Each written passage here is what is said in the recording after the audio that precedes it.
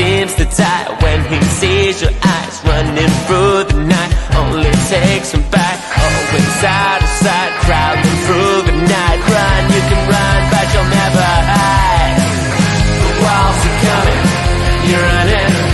The walls are coming, you're running. The walls are coming, you're running. The walls are coming. Good evening, everyone, and welcome to the final word on the weekend's action. Has been previously known as the Extra Time Show, but I'm sick of that. So I'm renaming the show tonight until we win as Therapy Hour, because so many people say that Sunday nights are therapy.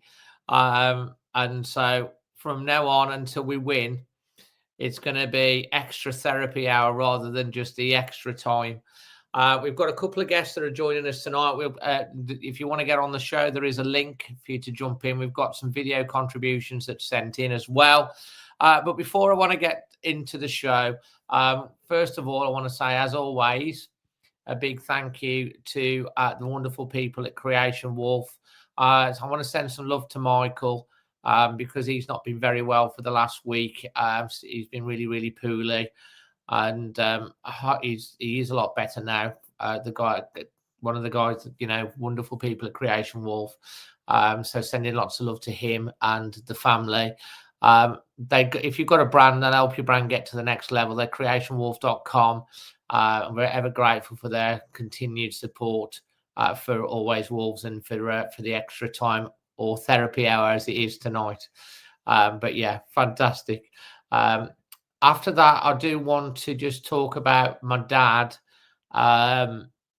Those of you that watch the channel regularly will know that he wasn't on the post-match reaction yesterday at all. And I'll explain if you didn't see that why. But we've had so many lovely messages and comments and stuff. So my dad was at the game yesterday, as usual, and in good spirits and fine all the way through the game, even after the final whistle, just clapping, the players that come over and stay to do that, like we always do, show appreciation for the effort they put in. And then he turned to me and he said, "David, I don't feel very well. I don't feel very well at all." He went really, really pale, and he went very weak and had to sit down. And I just want to say he was then sick after that. But we had some lovely stewards that came over to help look after him, and some medics who were brilliant. And we spent about 10 minutes where he sat down. He was sick, and after he'd been sick, he did start to feel a little bit better. I think everyone that's ever had a bug or anything like that, that if you feel ill and then you've been sick, you do feel a little bit better after that. So anyway, he was fine, but we decided the best thing for him was to get him back to our base, really, which is at Genting, as quick as possible. So thanks to Boston Brian and Sensational Stan and the thing, we sent him on with them to walk up to there, and then me and Marvelous Mike would quickly do the reaction, which we did. 8 minutes, and then we were running up to follow up. But he only got as far as the Steve Bull stand, actually, because obviously being sick, he is 88. So they decided to order him a taxi to get to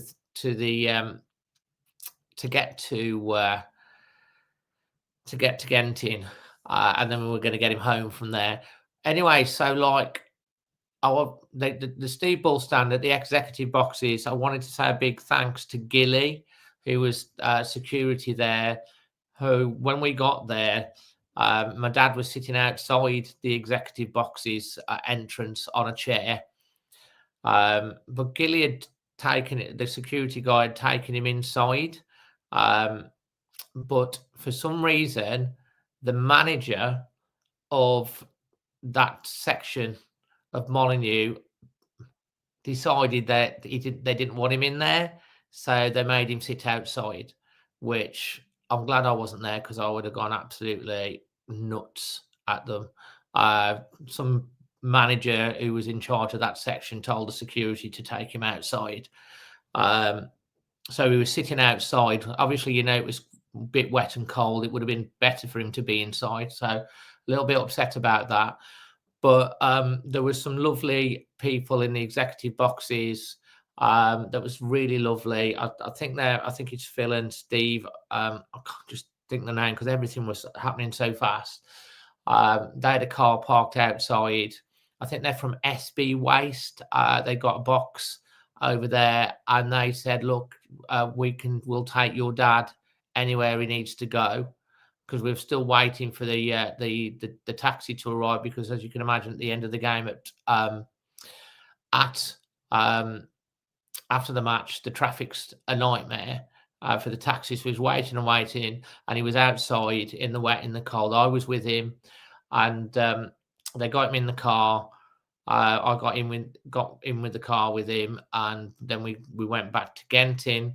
A massive big thank you. They literally dropped him outside. And then we got him home. Once we got back to the car park, we managed to get him home.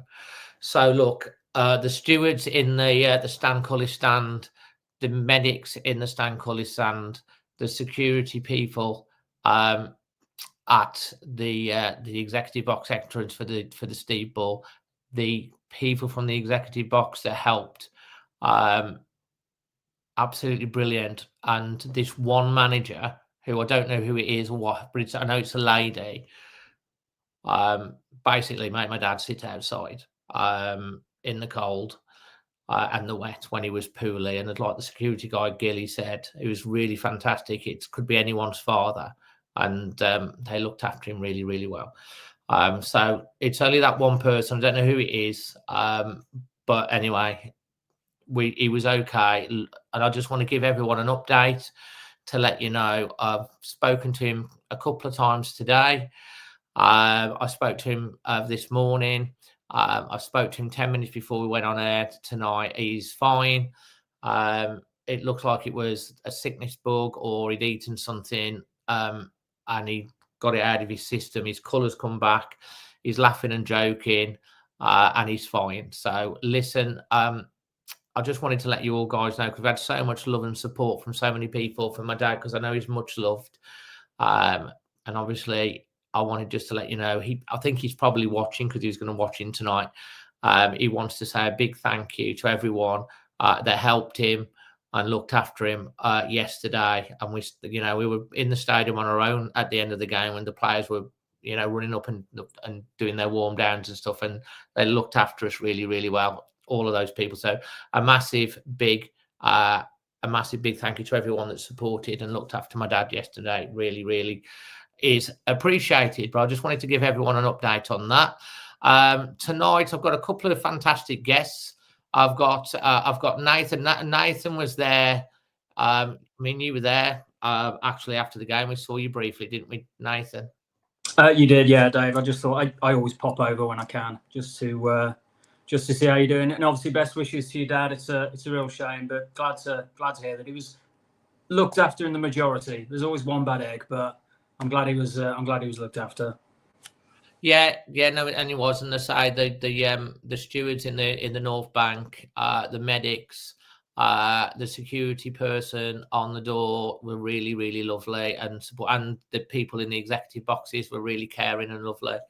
And as I say, when we got there, we were told all of this. So I don't know who the person was. I just know it's a manager, a lady, and I don't know why she would be a little bit heartless like that. But hey, sometimes people are a little bit jobs worth, aren't they? Yeah. So and we've also got tonight Sooty. Hi, mate. You all right? All right, Dave. Yeah, how are you? Yeah, same old, Dave, isn't it, really? I hope your dad's feeling better. He was on good form when I saw him before the game as well. Yeah, well, we bumped into you, didn't we, on the way down? We were walking down because obviously you're in the South Bank. And we were walking down just past the Jack statue, and we saw you there, and we stopped and had a quick chat to you for 5 minutes. And like you say, he was in good form. He was in good form throughout the whole match. To be fair, it was only at the end, and it just it just came over him like a wave. And it was really worrying, because when something like sudden happens like that, you'll know more than anyone, mate. I know what happened with you and your dad. You know, and you know more than anything that things can just happen. And so like that, yeah, just like that. So, but yeah, he's fine, mate. So absolutely fine, and he's in good spirits. I'm popping over to see him tomorrow. All being well, he'll be back on the preview with his song. And he'll be at the next game, I'm sure. So no problem at all.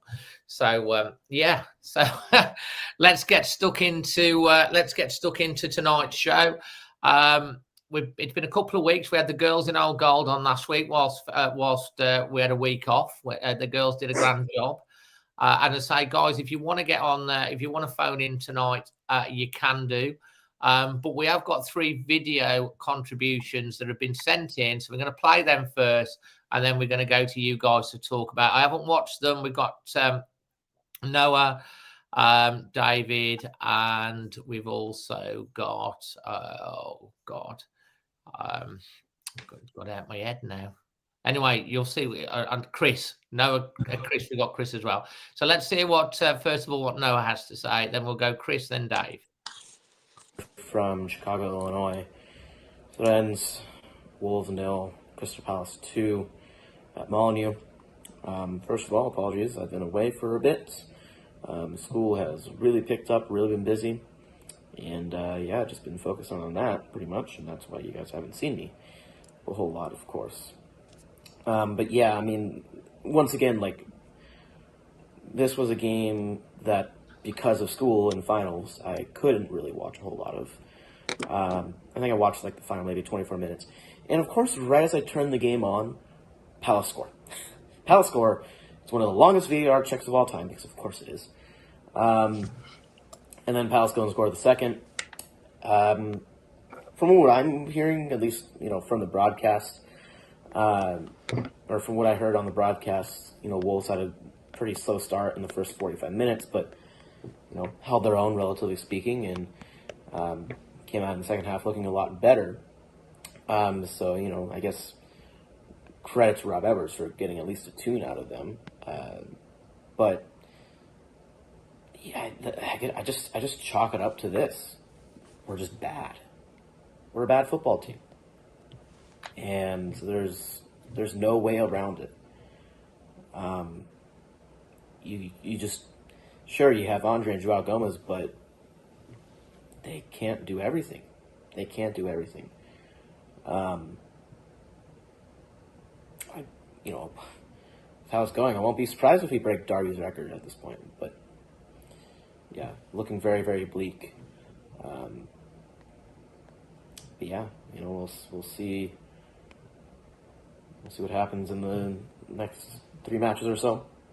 Hopefully, Rob Edwards can instill at least some hope, you know, for Wolves fans the rest of the season. So, anyways, try to enjoy the rest of your weekend, guys. It's good to be back, and always Wolves.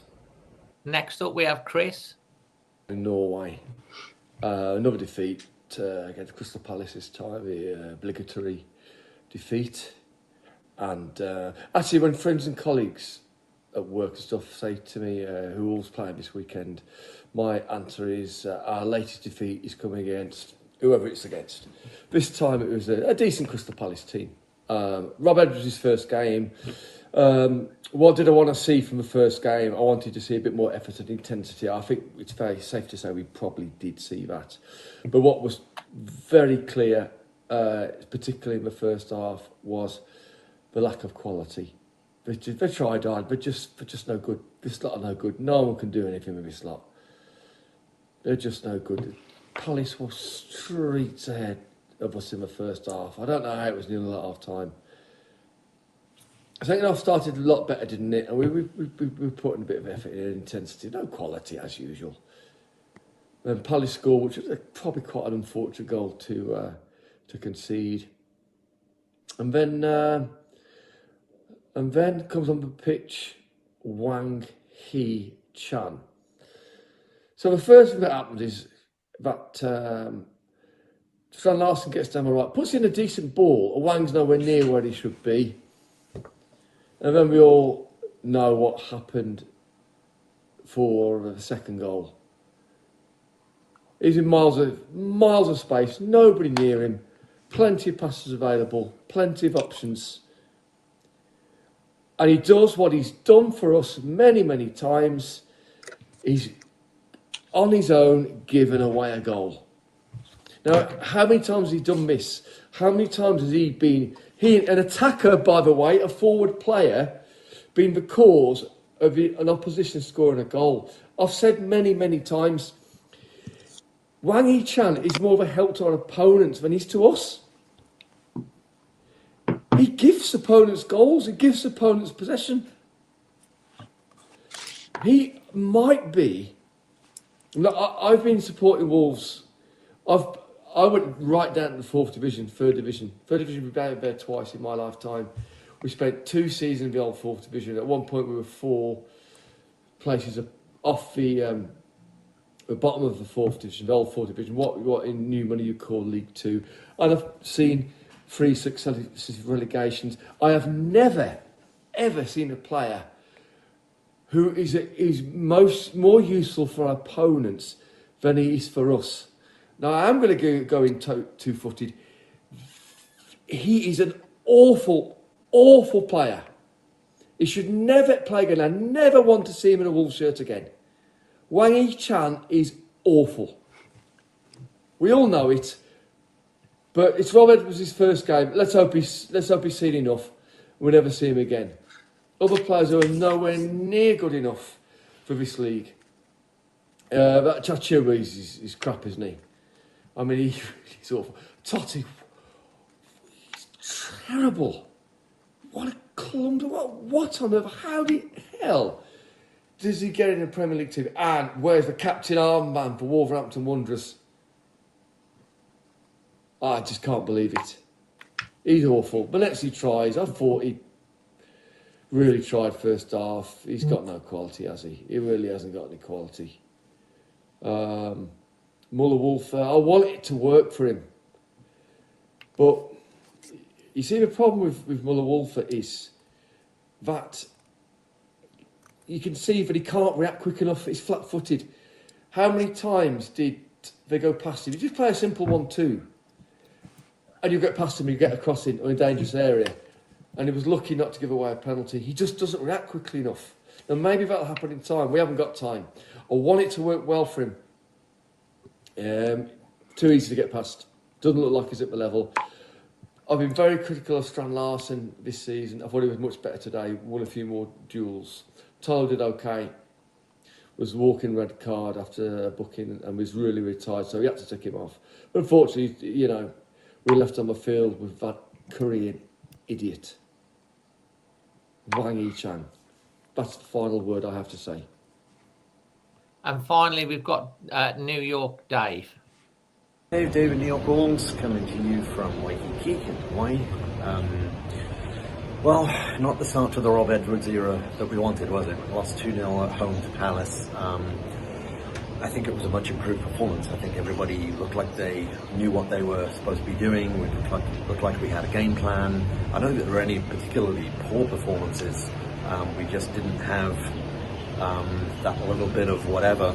And I don't think we even had a shot on goal in the second half. And I can't really remember us troubling their goalkeeper the whole match. So still a lot of work to be done. Definitely not the finished article yet.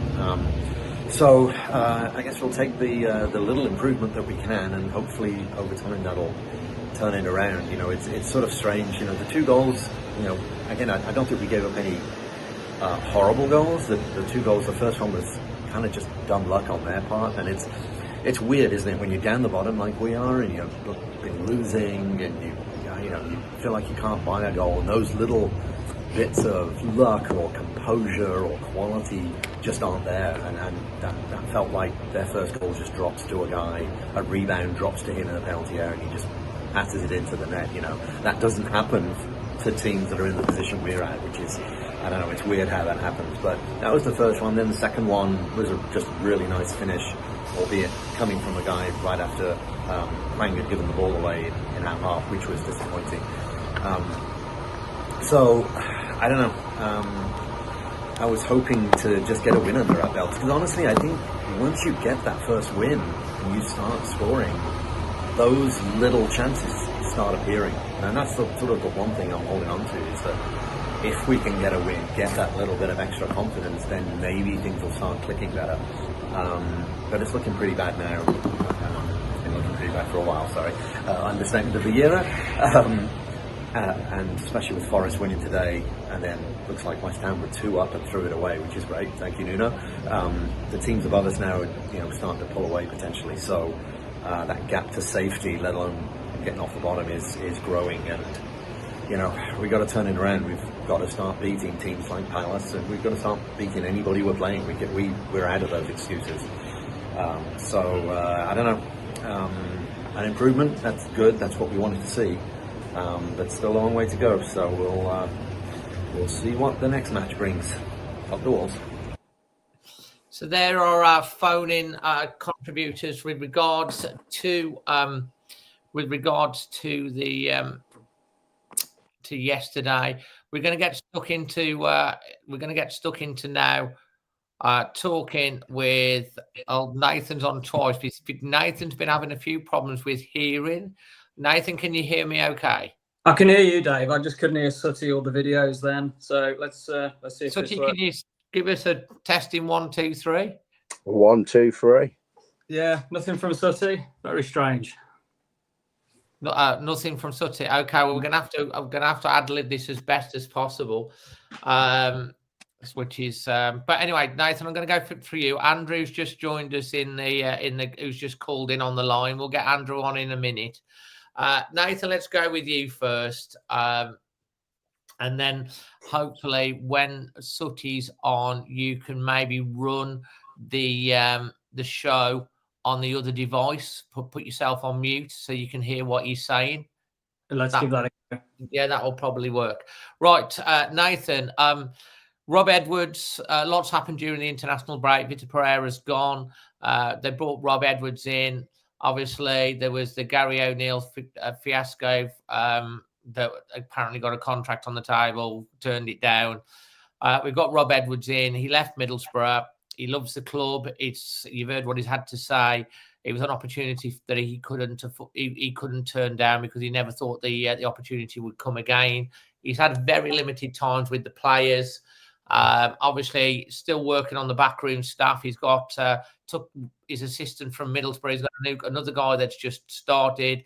Reckons hopefully in the next week the rest of the backroom team will be sorted. Obviously, he couldn't take everyone from from Middlesbrough because they took on. I think they took on the running of Middlesbrough whilst he was off. But Middlesbrough are looking at bringing in a manager. Ironically, all the Middlesbrough fans have been really, upset, rattled by Rob Edwards leaving, moaning and saying he's rubbish, even though he's got them second in the league. And then they've gone and done exactly the same and nicked a manager from another club. It's like, this is football.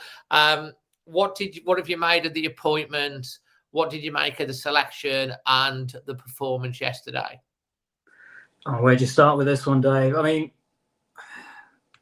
we're not exactly competing in a barrel of quality, are we, in terms of who we're going to get in terms of the manager. So, I understand Rob coming in. It's his dream club. He lives in Telford. He's got family connections, 100 caps to the club, etc., etc.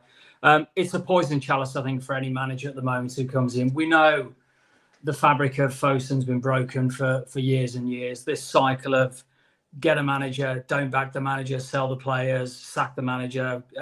It goes on and on and on. But I think it was too good for Edwards to turn down. And like I say, football's cutthroat, and Borough are going to do it to someone else. And they are. And they are doing it. So you can completely understand that. I think you hope he's come in with hopefully a bonus if we stay up, which it's completely unfathomable now it's going to happen. Or they're going to be patient enough to keep him in the summer, to back him, and get out of this, get out of the Championship if worst comes to the worst. What he's got is and I know Sutty's going to exactly echo these sentiments. I hope he's a squad devoid of quality, and we've acid stripped for years and years and years, and what's happened, we've left with an abject team where we've got, I don't know, 2 or 3 good players in, Gomez, Andre, and maybe Krejci. The rest are all Championship quality at very best. So he's got a real poison chalice in that respect. He can only work with what he's got. And, we can bang on and on about the players who've lost and the terrible transfer policies, but we've got to back him, and we've got to get a bit of passion inside that stadium to try and see if we can get anything, just get some respectability out of our performances, because we're not going to stay up. I mean, that's completely beyond the realms now. And what do we do in January, which I know we'll come to, but what do we do in January in terms of, do we buy for this division, or do we buy for the Championship quest? Do we buy at all, or do we hold our peace until the summer? So in terms of yesterday, it was, I said before I came on, Dave, it's this broken record at the moment. Am I still on? Yeah. Sorry, Dave, I've just gone to one screen. Just pull your full screen, that's all. Yeah, so, it's this broken record of, we know the team's not good enough. He can only work with what he's got. And, he tried something different yesterday, and I think fair play to him for actually giving it a go and saying, if we just do what we've been doing, we're going to lose. So why not give it a go? Why not stick 2 up front with Tolu and Strand Larsen and actually try? Now, the difficulty we've got is we've got no creative midfield. We've got no creative attackers. So defensively, we're probably not in a bad place, but we're never going to score a raffle of goals. So yesterday, you look at that Palace team, it's quality all the way through the team, and only a fool really were going to back us for a win. So the inevitable really happened. I think it was I think, as we said, Dave, and I know you said after the match, there were some positives in. I think they were a little bit more competitive. They're a little bit more on the front foot at times. But what they weren't is creative. And, we were lucky to go into that break 0-0.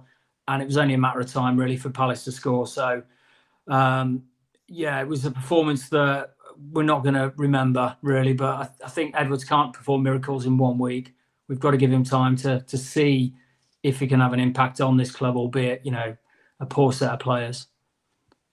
Absolutely, mate. As you make some really good points. I'm just going to bring up the match stats, actually, and so you can have a look at the stats, because I think it's quite interesting, the stats. So these are the stats on the screen. Wolves had 47.9% possession to Crystal Palace's 52.1.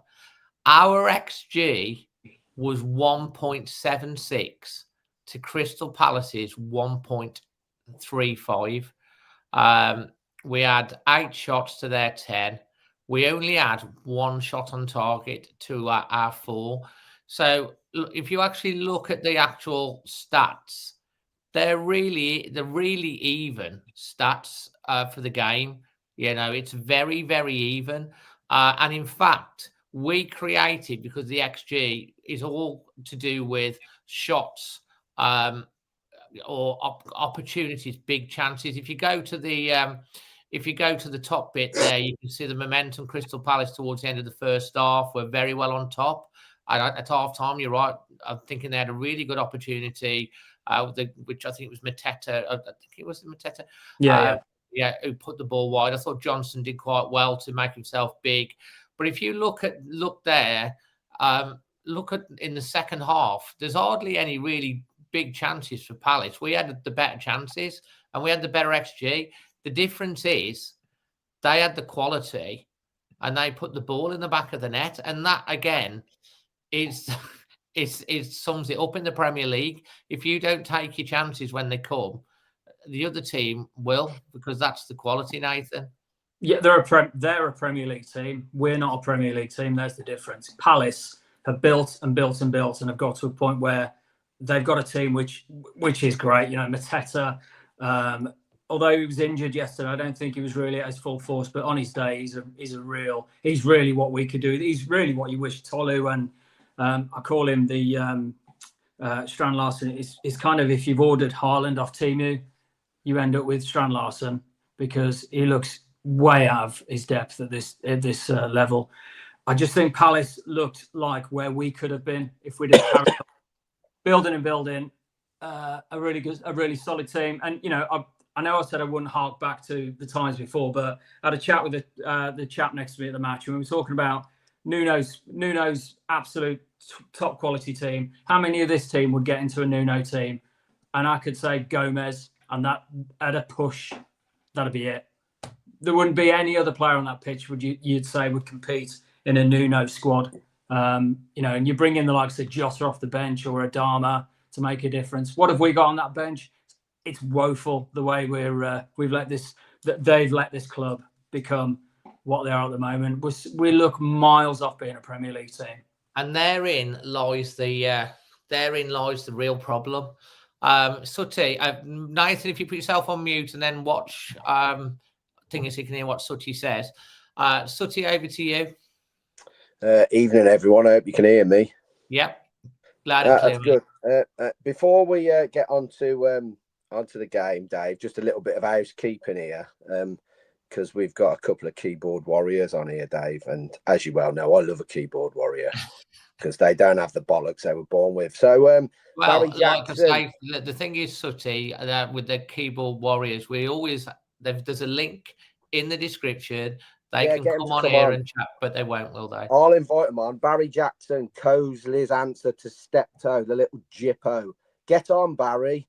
Let's see your bollocks. Come on. And also, Paul 2011.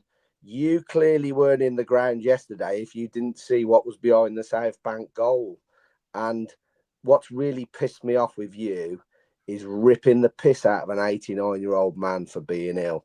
You hang your head in shame, you piece of shit. That's in the comments as well, Dave, where he's ripping the piss out of your dad. He's a piece of shit. I haven't seen that. That's not very nice. Yeah. Big man you are, son. You come and see me anytime. We'll have a chat. Anyway, let's get on to the game. Yeah. We're shit, Dave. We are really, really poor. I think this is my club. This is our club. And this is one of the worst squads I've ever seen in the Premier League. It's devoid of anything. It's devoid of quality. It's devoid of creativity.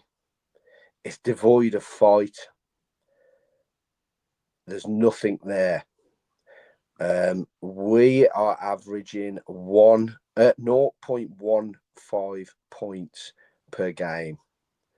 That equates to 5.7 over the course of a whole season. If we carry on this, you're telling me less than 6 points.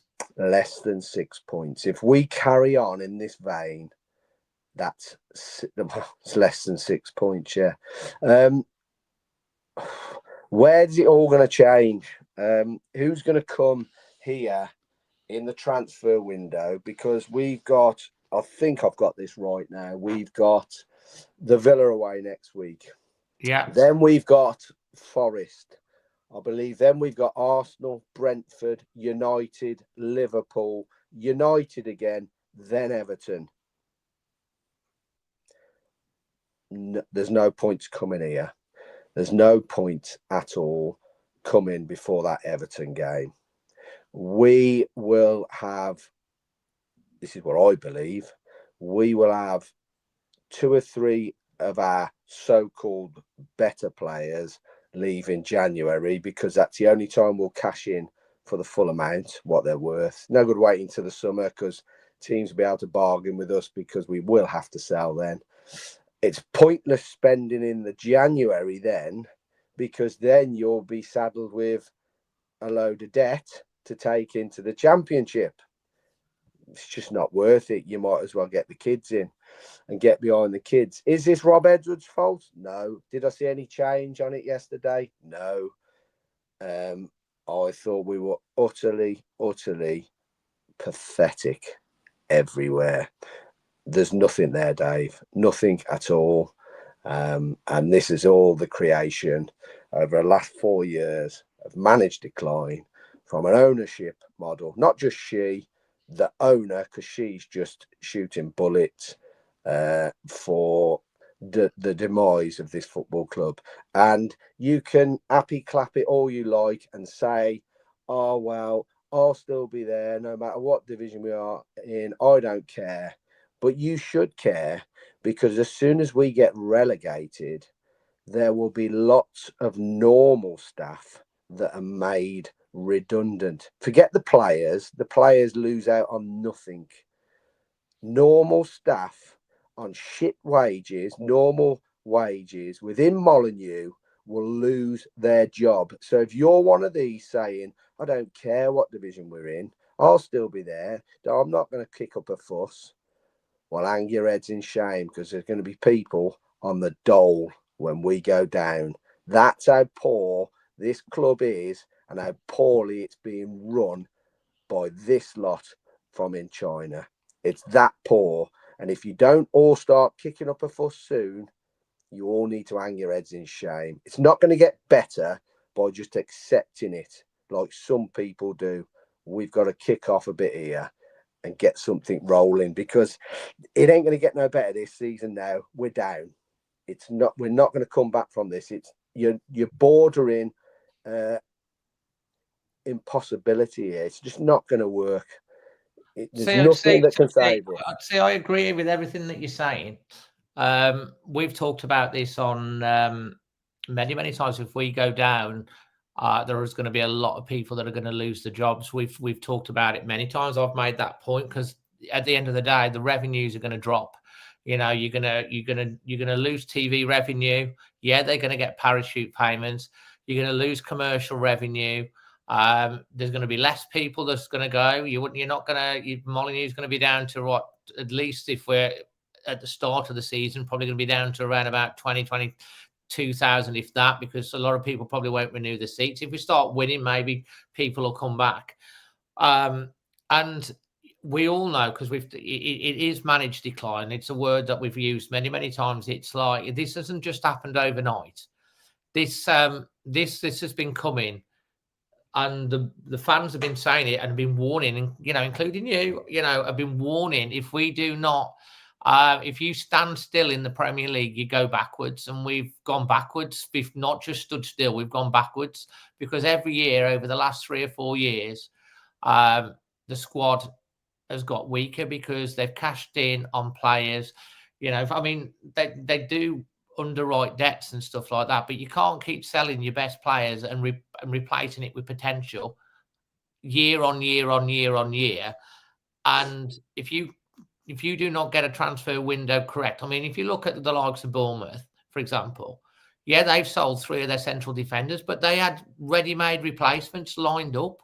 The other teams seem to be able to have a policy on the transfers where they've got. We used to do that when Jota, rest in peace. We had Neto behind him. We used to do that, but now we don't do it. But the one thing I won't say, and the one thing I won't do, is give up. Because if we give up as fast, yeah, it's unlikely. It's absolutely unlikely. It'd be the greatest of greatest ever escapes. But if we give up and just say, well, we're going to get relegated, we're going down, and the fans have their attitude. If the players go out there and have that attitude, what are we going to say? We can't have that attitude that we're going to give up and that we're going to go down. We've got to fight, at least fight. The off the field stuff is a completely separate thing. When we're they have give up, Dave. I didn't see a team yesterday at Molineux. I didn't see a team that had given up. I saw a team that fought. They fought, and whether you agree with me or not, they did fight yesterday for the shirt. Dave, as soon as that first goal went in, their confidence went. And let's talk about the first goal, because we had chances. Palace had chances, and Palace in the first half, they were better than us. They had a golden opportunity to take the lead, and we got in at half time. But we had a free kick that deflected. The keeper saved it, went straight to Kretsky, but all right on his knee. He just literally could, all he do was put his knee. Deflection. It reacts. It goes over the bar. If that's against us, that goes in the back of the net. Their first goal. You know, we're throwing bodies on the line to stop the shot, which is what I want to see. Johnson's gone to dive for it. The ball's bounced straight to their guy. When you're at the bottom of the table, this is the sort of look you get, and he's got an open goal to knock it into. That's just bad luck. That's just the way our luck is. It's not going for us on the thing. And the second goal was the killer, because Wang comes on and he's playing. Why is he playing on the edge of his box? I do not know. And he's passed it to the guy. The guy's hit it. And it's just an absolutely brilliant strike. He underside the bar, and it's killed us. But I didn't see him giving up. I saw the confidence drain. I thought maybe the confidence in Palace, a team that's won the FA Cup, that are fourth in the league, that have got super talented players that, you know, beat Liverpool. I mean, everyone's beating Liverpool at the moment, I suppose. They're a very, very, very good side. They are where we should be if Fosun and Jeff had done their job properly. The problem is, it's not, you know, the quality on the pitch. We've got to back the boys. We've got to back Rob Edwards. We cannot give in. We can't give in. We just can't surrender.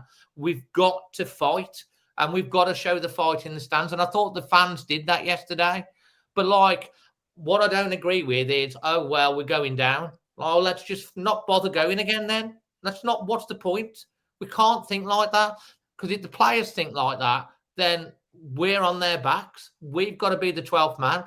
The other side of things, which I totally agree with you on, you know, and I agree that we're probably going to go down. But if we're going to go down, and let's at least go down fighting and show some pride and not give up. For God's sakes, come on, all of us. But Dave, we're showing pride. You are. The players aren't. The players aren't good enough. They might show pride, but to Sutty's point, they're just a bit shit. We've got a rubbish team, and they can fight as much as they like. But it's like Jake Paul fighting buddy, what's his name? It's a mismatch, and we at the moment are a complete mismatch in this league. We are so awful. We've got nothing left. We've got nothing left in that team, and that's everybody all around me at the moment. We're all coming to that ground. We're so miserable to start. We are. We're almost expecting that. Oh, here we go again. And we barely got out our half in that first half. People who think we were competing in that first half are dreaming. And even in the second half, I mean, I say, Nathan, I'll put the stats up. You've only got to look on the thing, and I've showed you the stats. But stats only tell a certain part of the story. But you can see, if you look at that stat, you can see the Crystal Palace were totally dominant in that first half. Absolutely, and we were in at 0-0. But the second half was very, very even. You know, we had the better chances, our XG. The problem is the players aren't putting the ball in the back of the damn well net. We created the chances. We didn't take them. Again, we scored 7 goals. 7 goals. We're not going to get past this confidence thing by us berating the players. It is what it is. We've got the team that we've got.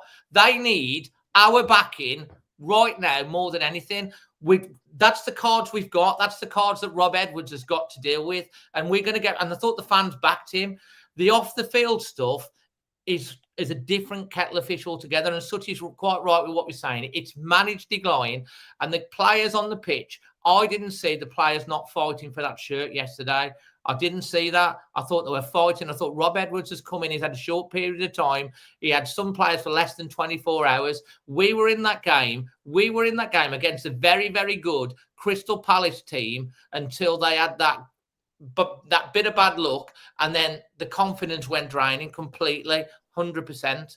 Anyway, that's all I want to say is, look, whatever else happens, and we all agree with the same thing, it's very unlikely, but there are still 26 games to go.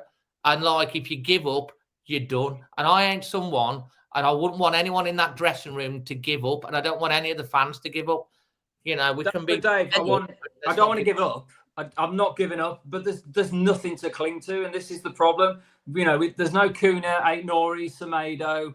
We haven't got the quality, I know. There's no quality in that. And this is the problem. That's where the belief just drains away. Because you think, what can we change? What can Rob Edwards change to get a tune out of that team? And as Well- Sutty said, January is just going to be farcical because no player is going to. If a Premier League player joins this club in January, it's on the understanding that we're going into the Championship. So do we sell him it's so impossible. But I'm with you. I don't want to give up, and I hope the fans in the ground don't give up. But showing their venom towards Fosun as they do, I don't think it does the players any good. That vitriol that we hear from the stands week in, week out towards Fosun, I think that has a negative effect as well. So I just don't think we can turn this around.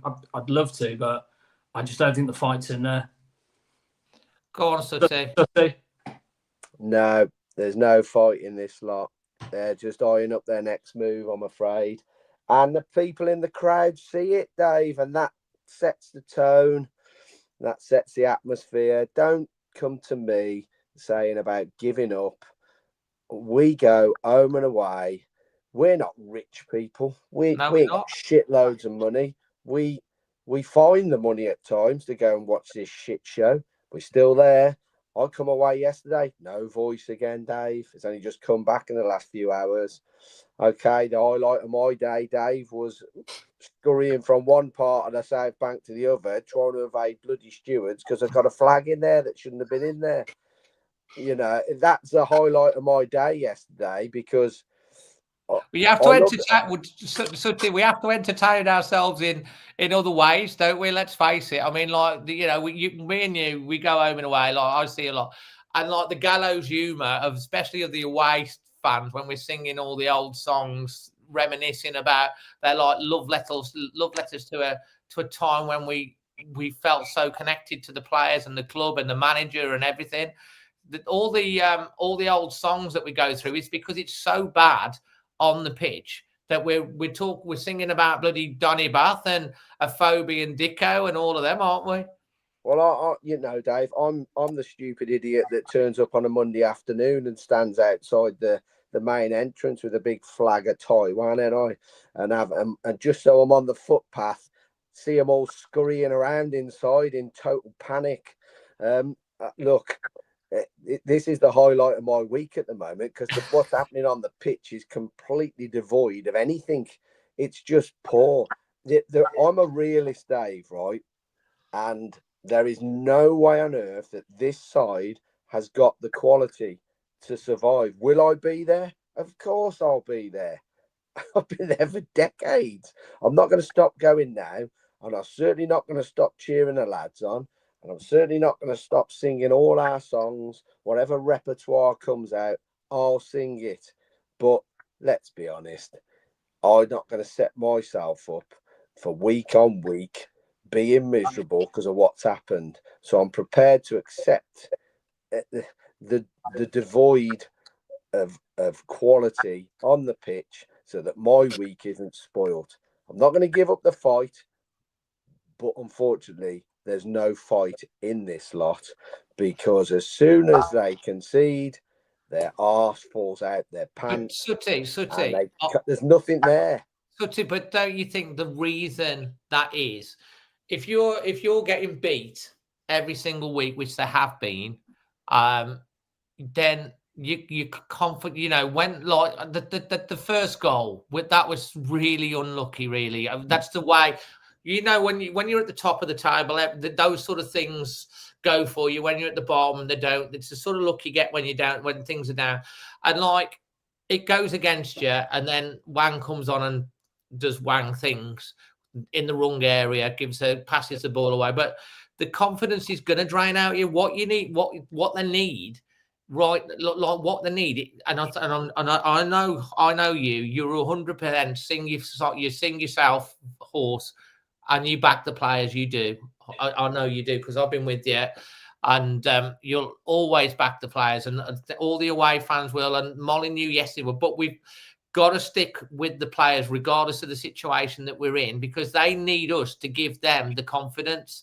And if they get a win, if they get that monkey off their back and we do get a win, things can change. Look at Liverpool. Liverpool, indestructible. absolutely indestructible. Oh, they're going to win. They're going to walk away with the league this year. They scored five late goals and won the first 5 matches of the season, and all of a sudden they lose a game. And look what happens. They go on. It changes the whole thing. They go on a losing streak. We won 6 games in a row. And then we lost a game, and now we've not won in 15. By the way, the record's 17, set by Watford, I think. So we're closing in on the record. But like, if we do somehow manage to get a victory, then it can change because they finally get a win. So we've got to keep with them. It's not like there's 8 games to go or 6 games to go. There's 26 games to go. 26. So you can't just give up and say, yeah, I mean, the odds are we're going to go down. I'm a realist, Sooty. I'm realistic to say that we're probably going to be playing championship football.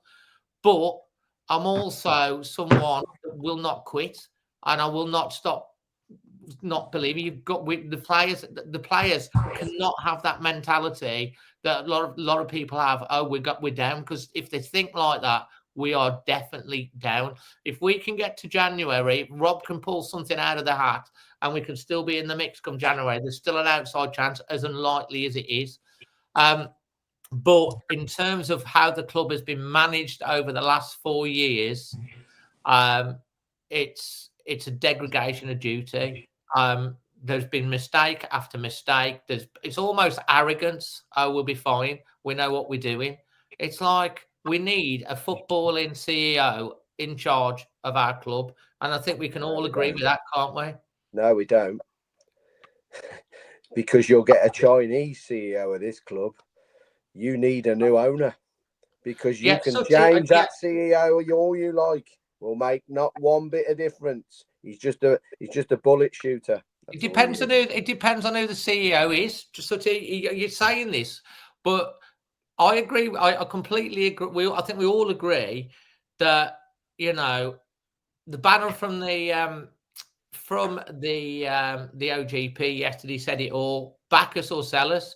It's like, if they sell us, you got to sell it to someone that's gonna take it forward, because you could sell it to someone like that Tech Scurry guy that was interested, and you're actually in a worse position. It has to be sold to the right person. It's not just Fosun out, is it? It's who in is the thing, and that's the tricky part. You want them to do like what Steve Morgan did and Sir Jack did before them. Make sure that they pass the baton on to the next person. Fosun in the first 3-4 years did fantastic for our football club, but it's gone awry since. So if they're not going to invest, they're not going to back us, or they're not going to change the leader who runs it, then they need to sell it to someone who's going to take the baton forward. You look across to the owners of Birmingham City, whether you like the look of their stadium or not, with the chimneys, and there's been all sorts of different versions of it, they come out with a plan. We're going to do this. This is going to be this in 2030. The Birmingham fans know what's happening. They know where they're going. They're acting like a big club. We do not act like a big club across the board. We cut corners all the time, don't we, Sooty? Yeah, that's basically Chinese culture for you, Dave. You buy anything from China, it's a pile of shit usually, and that's how our club's being run. You can say what you want about them. You can't keep harping back to years 2, 3, and 4 saying, because there are people. I'm not saying you, Dave, here, but there are people saying they're the best we've ever had. Best we've ever had. That was nearly 5 years ago, and it's got worse year on year. And unfortunately, you reap what you sow, and what they've sown in the last sort of 2 years has caught up with them. And we're going to get what we fully deserve. We as supporters don't deserve it, but you could argue against that as well, because a lot of the fan base has been so apathetic and not up for the fight that maybe we are getting what we deserve. What do you class as not being up for the fight, Sooty? This wouldn't have happened years ago, Dave. There would have been absolute uproar at what's happening now, there would have been uproar. Just honestly, this would not have happened. They'd have been outside that front door with they wouldn't have needed any permission off West Midlands Police. It would have just happened. It would have been natural. It would have happened. But they've kicked the shit out of everybody, Dave. They've kicked us all between the legs. And while we're down, they've run tanks over us. Do you know what I mean? That's what they've done to us, Dave. It's managed decline. And you've got a lot of younger lads in here who've probably only seen what we deem as success. So we've had decades of shit, Dave. Decades of it. So we know how to fight against people that we don't think are taking our club seriously. But a lot of us are getting old, Dave. A new breed need to come over. If we don't, you're young at heart. Yeah, but if we don't put a stamp down now, Dave, the future of this club, whether we like it or not, is not me. It's not you.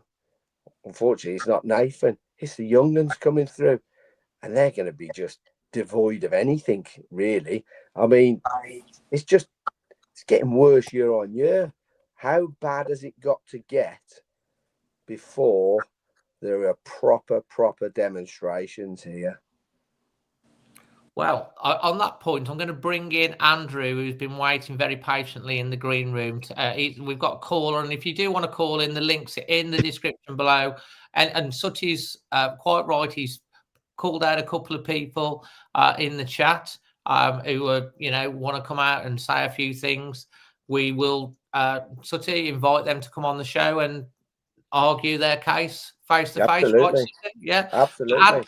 Absolutely, but Andrew's called in, so let's get Andrew on. Hello, Andrew. Hey, how's it going? I'm all right, mate. How are you? Good. Watch the game. I mean, like you said, like they did dominate the first half. I'm surprised. I thought he was going to play a 3-4-2-1 like he did with Luton. So I'm happy he didn't do that, to be honest. Because I just don't think that the 3 defense works for us. So I'm glad he didn't decide to do that, but I mean, I understand what you're saying, as we did have possession in the first half or in the second half, but it just seems to me like they just don't have any ability, or they just don't, either it's the confidence or they don't know what to do. They don't know how to go forward. They get the ball, they get at half, and they just don't go forward with it. I don't understand what their situation is. It's either they don't have the confidence to try to attempt to score a goal, or they just get the ball and they really, honest to God, I just don't see how they're not really getting into a position to score a goal. They'll get the ball and they pass back. It's like they don't know how to get an offensive threat going. That's what I don't understand. It's either, like you guys are saying, they have no confidence, or they just don't have the quality to get to the final part where they need to score a goal. I just don't see it. Like, I know you're saying that in the second half they dominated, but to me it looks like it just dominated with possession. They didn't get into areas where it looked like, oh, here's a chance they're going to score. It just never really. It just looked like it was never going to happen. And if I know how we're saying that you have to have, mainly for you guys, because you guys go to the game and you watch the games live in person, but you have to not. You can't not believe. You have to keep believing to help the players, because once the players start seeing their own fans not believe in them, obviously the players are just not going to play because no one else is believing in them. But at the end of the day, they also have to play, right? So, I mean, if we're playing as we're going to go down, then why are we bringing in Huang? Like Suddy said, and everyone else has been saying, put the younger guys in there. They might have more pride and they have something to prove, right? They're younger, so maybe they'll want to play to prove that they want to stay on this team, and hopefully they don't go down, but if they do go down, at least they can show that they're capable of playing in the championship. So personally, I just don't see him. He's not like you can't blame it on the coach, but at the end of the day, if we keep losing, and you can't really blame it on Vitor either, right? So it's Well, to be fair, Andrew, I think Vitor was very much loved by the fans for a long period of time. But when you've lost 11 games at the start of the season, and he's clearly lost the dressing room as part, and no disrespect to Vitor, he was very much involved in the recruitment process during the summer. A lot of the players that are bought in, he was having final says on as well. So he's got to take something. The problem what Rob Edwards has got, he's got what he's got. We haven't got, if you think about, like, we lost both of our wing backs, Aitnori and Semedo, were very experienced wing backs who were also creativity, knew how to defend and go forward. Maybe then we've lost Sarabia, who could conjure up moments of magic. He wasn't the most consistent. Obviously, Cunha as well, who could run with the ball. Those are four. Tommy Doyle. Why the hell was Tommy Doyle go out on blooming? He's absolutely ripping it up for Birmingham. I get Birmingham City fans telling me, how the hell did you leave him? Let him go. And there's no actual recall option on Tommy. Although, from my understandings, if Tommy wanted to, if there was an offer from a club, any club, if things weren't working out for Birmingham, he could move his career. That includes Wolves as well. But like the players are the players that he's got, and when you haven't got many forward players, because we've got rid of them all, and Rodrigo Gomez is another one that's injured at the moment, who actually does try and get forward. Chachua, Jackson, I did think both Jackson and Muller Wolf got forward a lot more under Rob yesterday than previous, because that's why you played Larson and Tulu together, is because you want to get your wing backs up the pitch, get crosses in. Okay, the crosses were being overhit and stuff like that. But I actually thought that playing Tolu and Larson together caused Palace problems at times. I thought Tolu did particularly well, but he was brought off on 60 minutes. He obviously isn't fully fit, and there was some. What's he got to, like what Sutty said? What have we got to come off the bet? John Arias, who is not. He hasn't settled like Cunha hadn't with his first 8 months. He's just not settled. He's not found his place. He missed a good opportunity when he came on. He's got Fer Lopez, who's a very young lad that we've somehow paid £19 million for. He's a good prospect, but you don't want him. He could bring on. And then you've got the young academy lad, haven't you, Mane, who actually was the best. Sutty, you'll probably tell me this. You're probably there. Mane, when he came on against Chelsea. He was probably the best player on the pitch when he came on, wasn't he? Well, they're young, they're fearless, they've got something to prove. I'll tell you what gets me, Dave, is Tolu wasn't fit when we signed him at the end of August. Yeah. We're nearly in December. What are they feeding him on? Is he don't know. Bucketfuls of pasta or something like that? He didn't look like someone that was out of energy, because I thought defensively, when you got crosses coming into the box, because Larson's tall and Tolu's tall, you've got them back helping defend as well, haven't we? And then you replace them.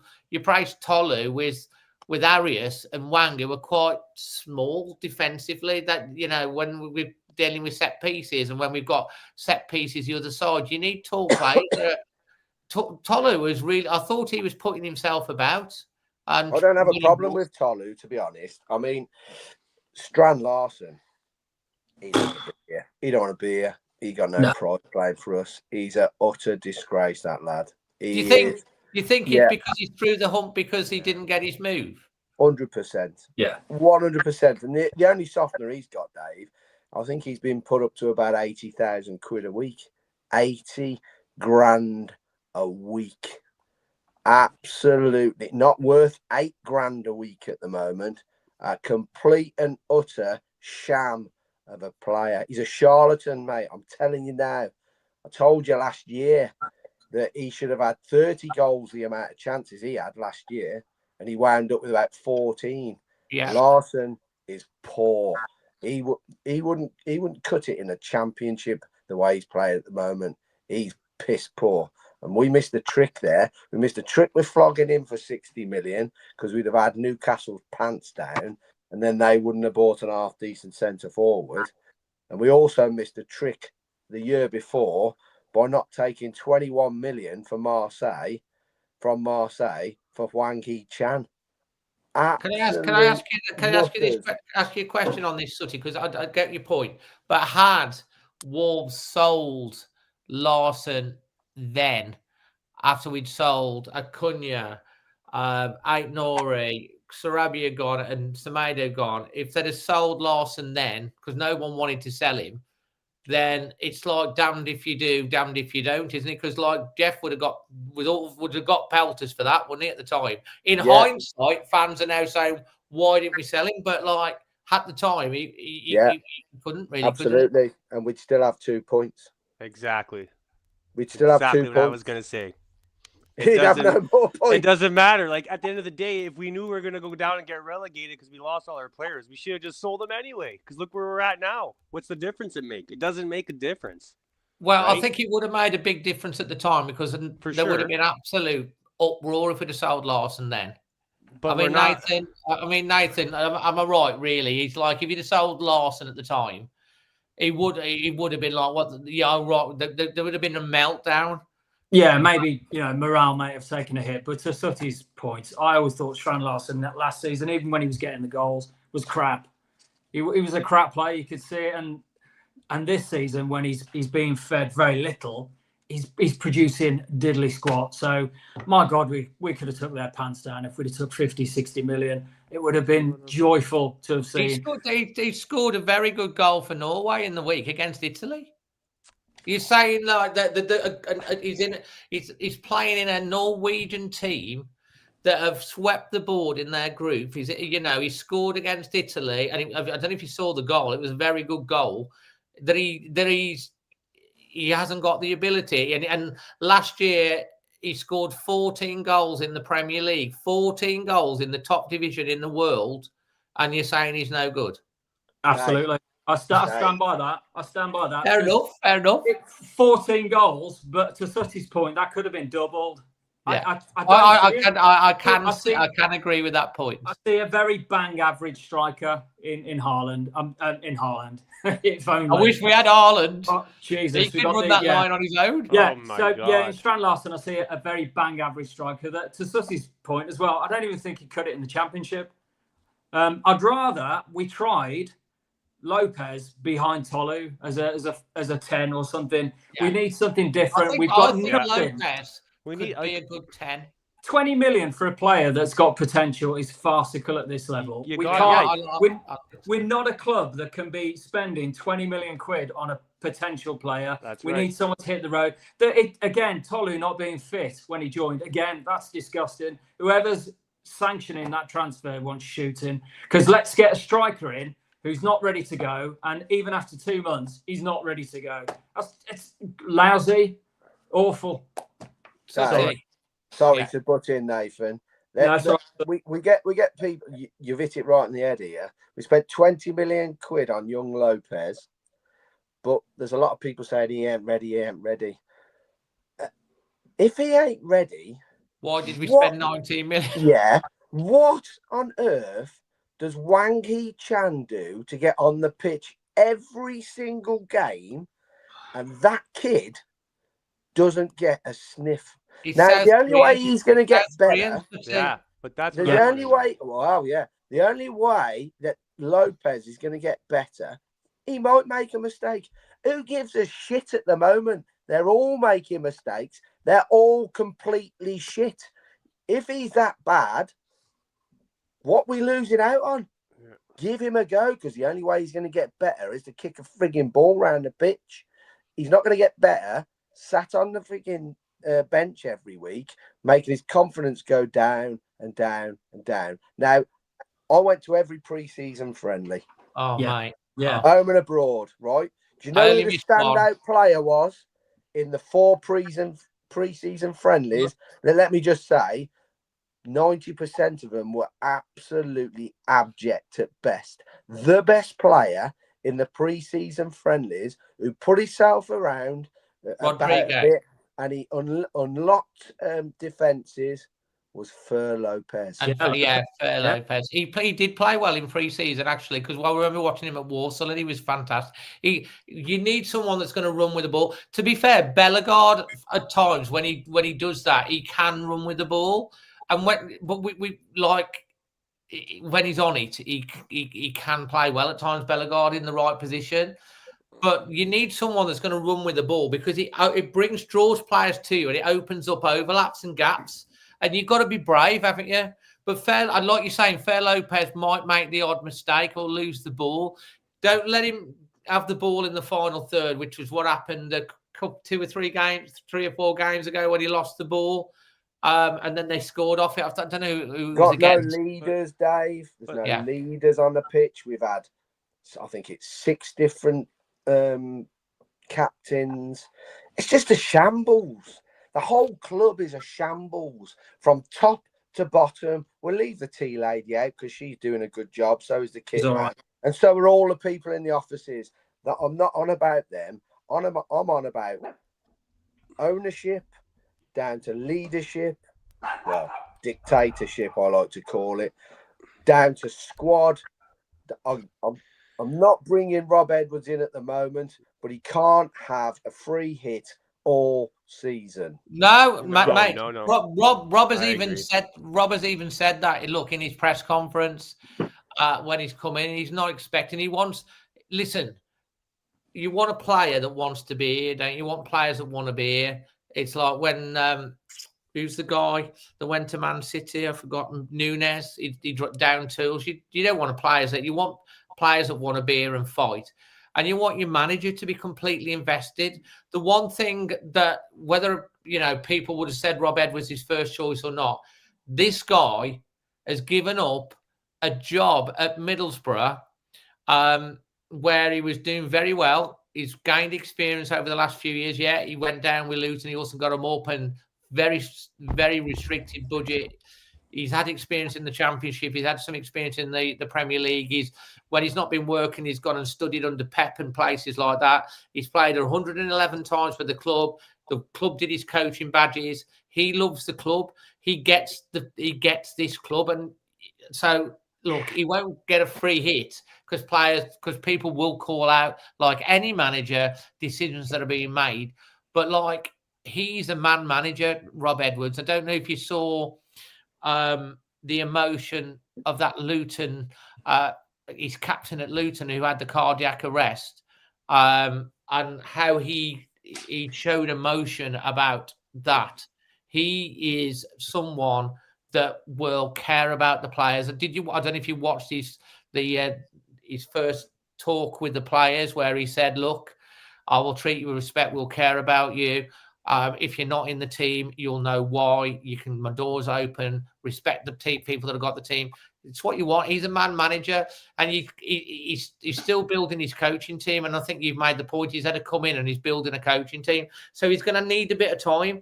But absolutely, he's been given a 3.5-year contract. Whatever happens with Rob Edwards, people, whether we don't win for the next 20 games or not, he's going to be manager next year. Come what may, that's what's going to happen, and you got to stick with him. That's the plan, though, Dave. That was the plan in the summer. The summer just gone, that buying campaign was for next year. It wasn't for this year. We bought Championship standard players for next year. Forget John Arias. He's shit. He is no way in the world a top 11 player like that was progressed from that shit show of a little tournament. I don't know how you can say John Arias is not a top player. Dave, he was named in. I don't care, Dave. It's a Mickey Mouse Cup. He's shit. He don't want to be here. He can go to Galatasaray because that's where he'll be going in January. As soon as he gets an offer, he'll be gone. He doesn't want to play for Wolves. Another mercenary. There's not enough. You might pull me up for this. There's not enough British blood in this squad. I don't disagree with that. No. Too many foreign players with no loyalty or longing to play for this badge. It's just a stepping stone of a club that will never, ever change because it's about making profit off players. Well, thankfully, Dave, that's going to backfire on them this year, and they're going to lose 100 million minimum. Might make them sit up and think. We're going to lose more than 100 million, but like everyone said, Mateus Cunha was crap when he first came for 8 months as well. And oh, he's no good, he's rubbish, he's here. And look what happened to him. Joe Arias has moved from the Brazilian league, same as what other players that have moved from the Brazilian league. His confidence is down. He's not been played in his correct position for most of the time under Victor Pereira as well. And he's not playing very well. That doesn't make him a bad player. Because at the end of the day, he was one of the stars, like I say, of the Club World Cup. He was one of the main players in Brazil. Now, Dave, it's a Mickey Mouse Cup. It's just a bullshit cup. It means nothing. Exactly. No, I agree it means nothing, but I'm just saying There's a lot of talent. There's a lot of talent that was at the Club World Cup. Nobody puts herself about in that competition, Dave. No one. There's no crunching tackles. It's like watching old men's walk in football. Did you watch it's any just of a it? money. It's like a money spinner for FIFA. It's rubbish. Well, we all agree that no one cares about the Club World Cup. No one in this country. But I'll tell you what.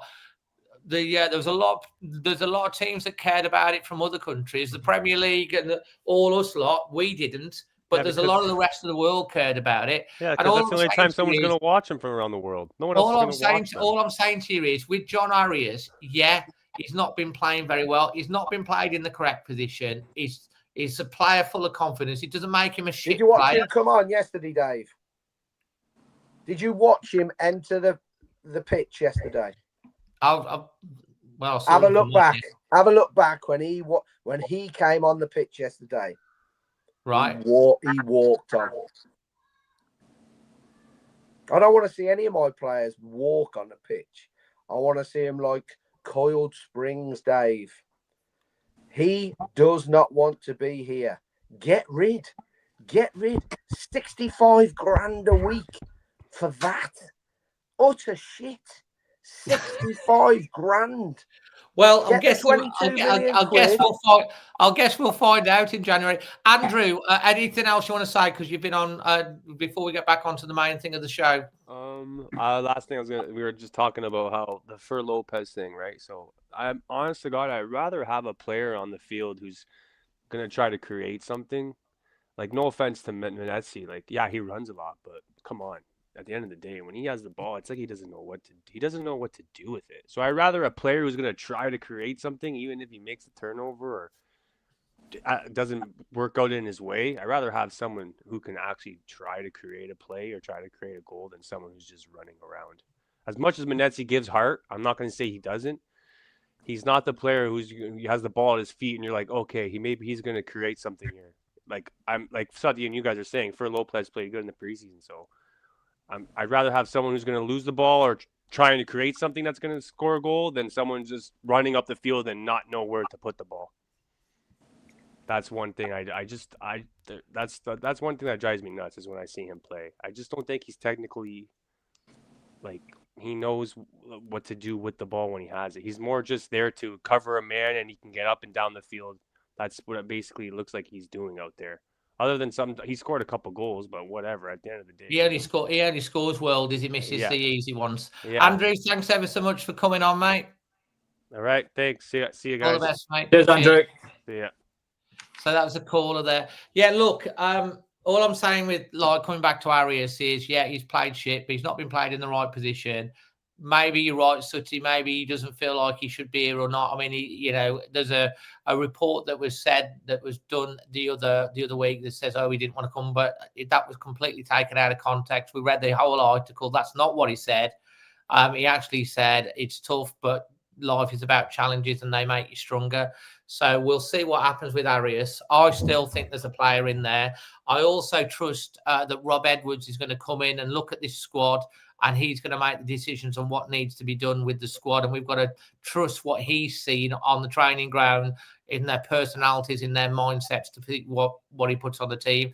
I also want to ask Nathan a question before we get on to Q&As and stuff like that. Nathan, and you, Sutty, who would you start ahead of each thing? Would you start Tulu or Strassen ahead of each other? Which one would you prefer to be the main striker? Well, I think this is going to be a rhetorical question for Sutty, so it's probably the same for me. I think a fit Tolu with the right support has got to start head and shoulders above Strand Larsen. Yeah, I agree with that. I don't see how Strand Larsen is getting. He hasn't scored all season, and yet he's still getting in week after week. It's because we've got nothing else at the moment. So, and just quickly, if I can, Dave, just picking up on a point that Sutty made about captaincy. Yeah, it has to be Krejci for me. I don't understand this. Why we keep messing around with the captaincy and giving it to Totti Gomez, who I never see any leadership on the field, and he's crap as a player. He's the worst defender we've got. So to make him captain is just ludicrous. And Krejci, I've watched Krejci, especially in the cup game against Chelsea. He was really just bossing that midfield, and you could see a leader in there. And we need a leader at the moment. And if we can cling on to one player that we've signed in the summer, albeit on loan for a signing, Krejci is the only one out of the summer signings for me that's really made the grade. I agree. Krejci, 100%. He looks like a leader. I don't think he does a lot wrong. I think Joe Gomez shows with everything that he does. He's 150% every time he's on the pitch. Gomez, he doesn't play to me like a player that's not fighting for the badge either, or is just going to be off in January. I don't think Gomez will be gone in January, but maybe Sutty will be right. If we're so far adrift, maybe if we are that far adrift, they might cash in at that point. Sutty, you might at that point might be correct. I think if we're in touching distance, there's no way Gomez goes in January. Sutty on Tolu and Larsen as well. Well, like I just said, I'm absolutely gobsmacked that we've got a player that's still not fit, and we're 1 week away from December. Not injured, not fit. And it speaks volumes when I'd pick him over Strand Larsen. So Strand Larsen doesn't want to be here. We all know that. We all know he went into the manager's office when Newcastle came and asked to leave. He wanted to go to Newcastle, and the only way they could keep him reasonably happy was to double his wages. I don't want he ain't showing that he's happy with double the wages. I don't like a lot better than that.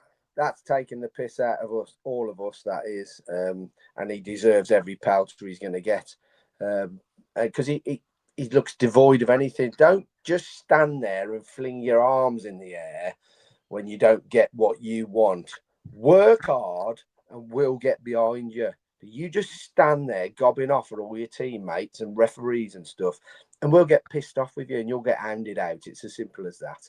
100%. So I'd start with Tolu. I can accept a lack of quality if there is 100% fight. I don't mind going down. I don't really want to go down because, like I say, it doesn't really affect me going down, Dave, but it affects normal people that work within this club. And let me just tell you this. There's 240 people employed by Wolves. On a match day, that can go up to 500. You could expect probably about 70 or 80 people to lose their jobs full time if we go down. As I say to you, the quality of football matters to us, but it's not going to change our everyday lifestyle. Not one bit. It'll change theirs. So be careful what you say you'll accept within Lee, and just back the club. No, and it's what's going to happen. People will lose their jobs. Pooch has just said cheaper season tickets next year. Yeah. No chance. There won't be cheaper season tickets. What will happen? There might be a freeze, but it'll be said, well, you get in an extra 4 home games. So that'll be the spin. That's what will actually happen. It ain't cheaper because there's no cap on away tickets. So it's more expensive going down. Let me tell you that. I can also say that we've put our name to the FSA thing about capping tickets and stuff that's been going around. We've put our name to to that FSA thing on ticket prices and stuff like that to support that campaign, just so that you know. So look, at the end of the day, I want to go through quickly. We're going to do Q&A, but I just want to ask Nathan and Sooty how many Premier League quality players you think we've got in that starting lineup at the moment that would get into another Premier League team. Nathan, go with you first. Let me just make a very quick point about the commerciality of the club that Sooty mentioned. There was a report the other day come out about Villa when they went down. The 100 million is by the by. They lost 700 people. Yeah. 700. Okay, we're not Villa. We're not quite at that level. But you probably still, you take the ratio, we're probably still talking 400 or 500 people that are going to lose jobs. That's what matters. And to Sooty's point, that's not taking into account the effect of the local economy well on other businesses. That's something else you need to take into account. Yeah. It's not just about the livelihoods of some of the people that are employed by Wolves, and also there's a lot of part-time staff as well that flexible working and stuff like that. Dave, that's what when I said this. I think I googled it earlier. I think there's 201 full-time staff at Wolves, but on a match day with all the barmaids, stewards, it goes up to 500. Yeah. So I'm not saying there's 500 full time. There's not. I think it's 201, but that will get slashed if we go down. Carry on, Nathan. Sorry, Nathan. Yeah. So, and also the TV revenue, one Premier League club gets as much as the entirety of the Championship. That's the levels you're talking. Anyway, we're talking about Premier League players. What have we got in the squad at the moment that will get into any other team? None. Maybe Gomez at a stretch. I don't think we've got any players in that team that would get into. Burnley look a little bit abject at times. They might get into the Burnley team. But every team that's coming to us at the moment is full of internationals, is full of quality. And you're looking at those team sheets on balance. And I think you said it yourself. This is the worst Premier League team in 7 seasons. Easily the worst Premier League team. And that comes from that year after year of just stripping the assets out. And fingers crossed, these crap transfers are going to do the business. I looked earlier, Strand Larsen, Tolu, Fer Lopez, Krejci, Arias, Chachura and Wolf. You're looking at 120, 130 million there.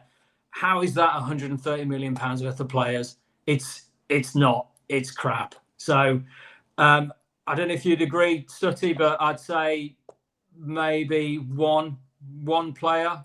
You're talking that one Brazilian international that might get into the other team, maybe the 2 of them, but beyond that, nothing. You don't think Krejci? I'm going to say if you're talking regular starters, i.e. No, squad.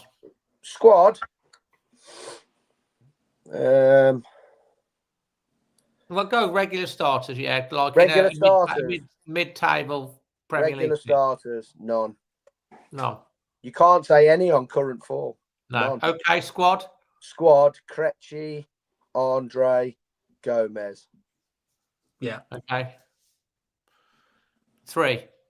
What about Sam Johnson as part of a Premier League squad? No? Well, yeah, second keeper. Yeah. Santiago Bueno, captain Uruguay. You like him, don't you, Sooty? On the bench, yeah. But we're talking about a football club here that we're a big club with that. It keeps going back to the mindset of how it's run from the top, and players will look at what's happening within this football club, and that make no bones about it, Dave. They'll all be now talking to their agents, getting ready to sort of pull the trigger on, get me out of here. Do not let me go down with this football club. That's how they work, Dave. There is no loyalty in football. I don't know if you sit on our chat page today when I did bring up a few years ago when I first started coming on here, and I said to you, I don't hero worship any of these players anymore. None of them. None of them are here for the right reasons. They're here as a stepping stone, and they're here for money. This might be the only chance they get to play in the biggest league in the world. And they're not going to turn it down, Dave, whether we're bottom or top. So you can't blame them for coming, but they are pretty much mercenaries, Dave. We're just a stepping stone. Why is that different to any other club? And you brought nationality into it earlier. I don't think it matters.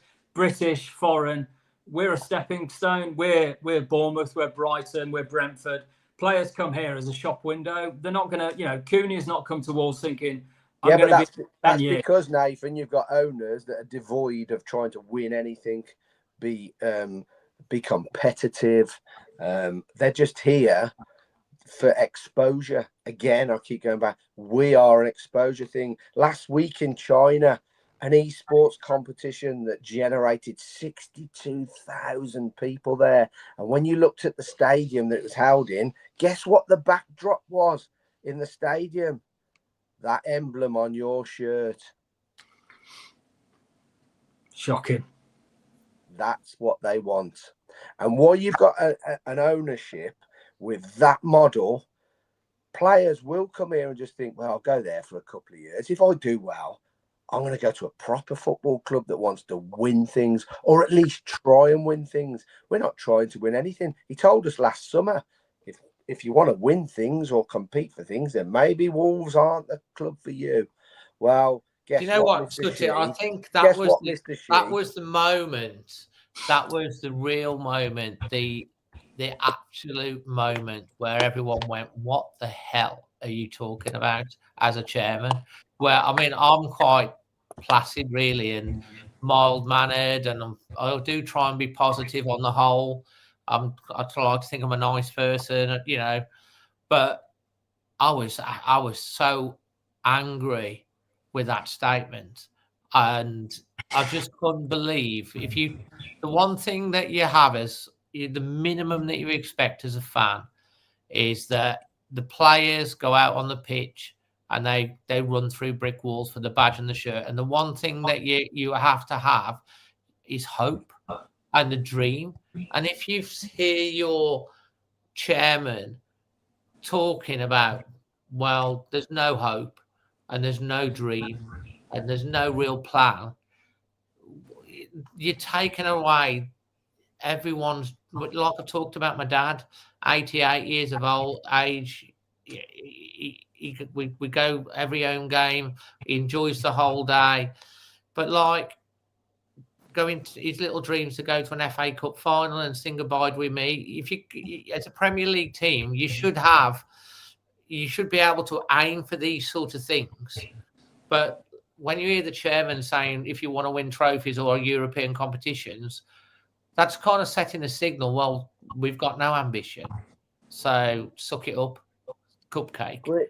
They don't want that, Dave. They're not bothered about winning silverware. They're not bothered about your dad.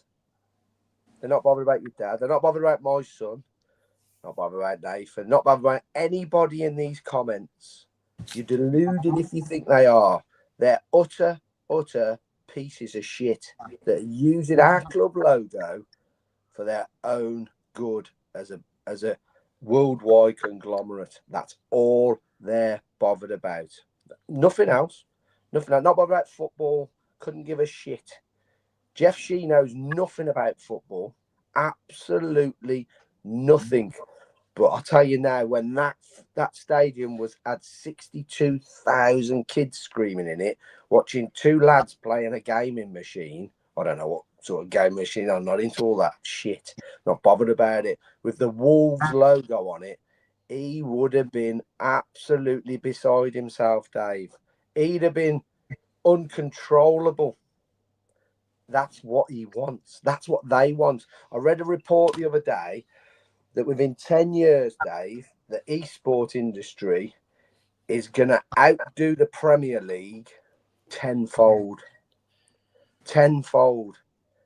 They don't give a flying shit about £100 million a year in TV rights. On the esports thing, I think whether you like it or whether you don't like it, I mean, they don't particularly bother me.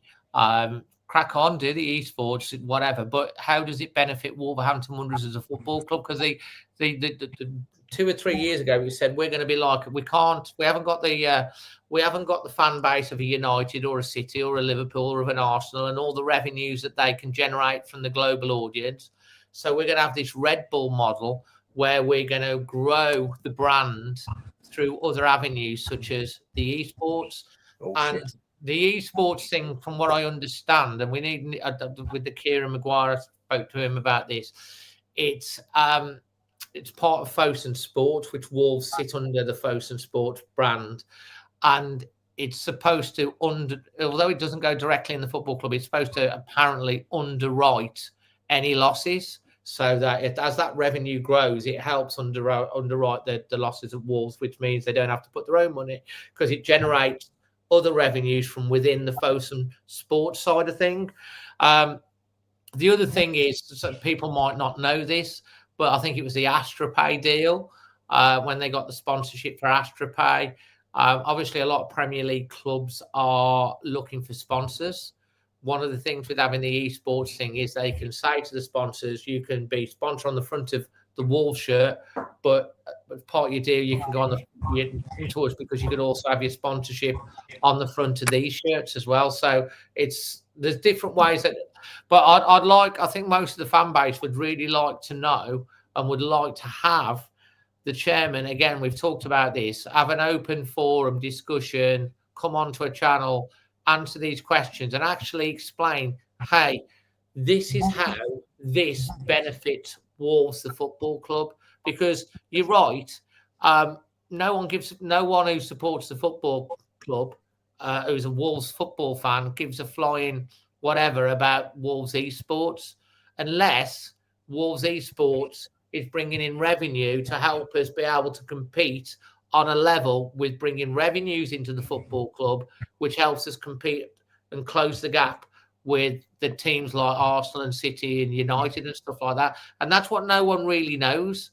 And that's why maybe we need, and I have said this in meetings, I've said it at the Match Day Experience Group, I spoke to Russell about it, I spoke to other people, I said, the average fan doesn't understand why we're doing esports, and you need to explain how it benefits Wolves as a football club.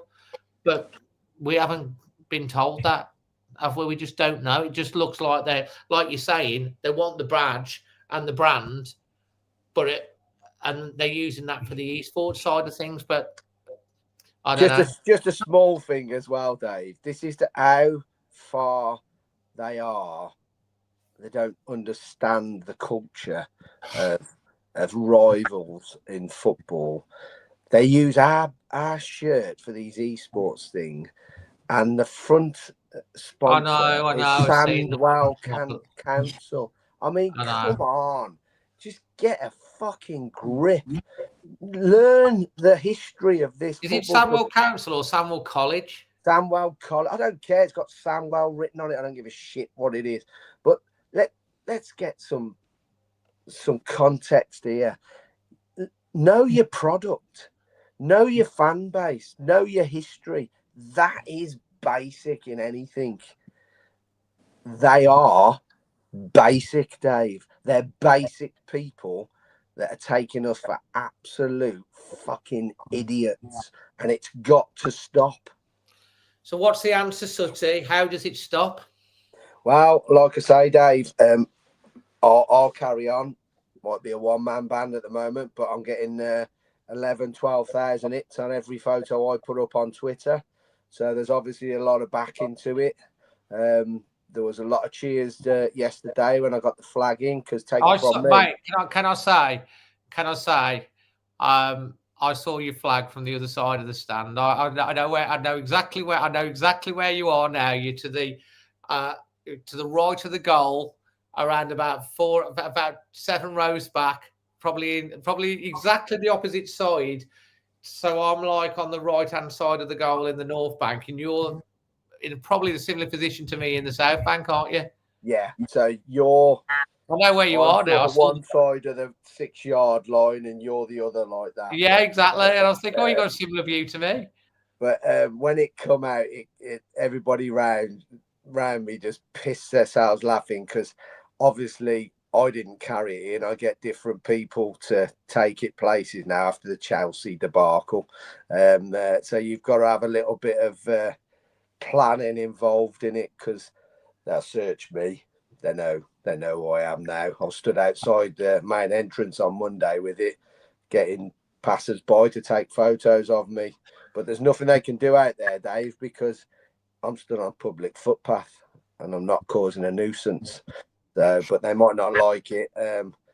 But it's funny watching them all flap, and I'm glad to hear that the owner was in the ground yesterday, so he would definitely have seen the flag of Taiwan flying on. Well, actually, it's not the flag of Taiwan, is it? No, it's Taiwan Wolves flag is what you're flying.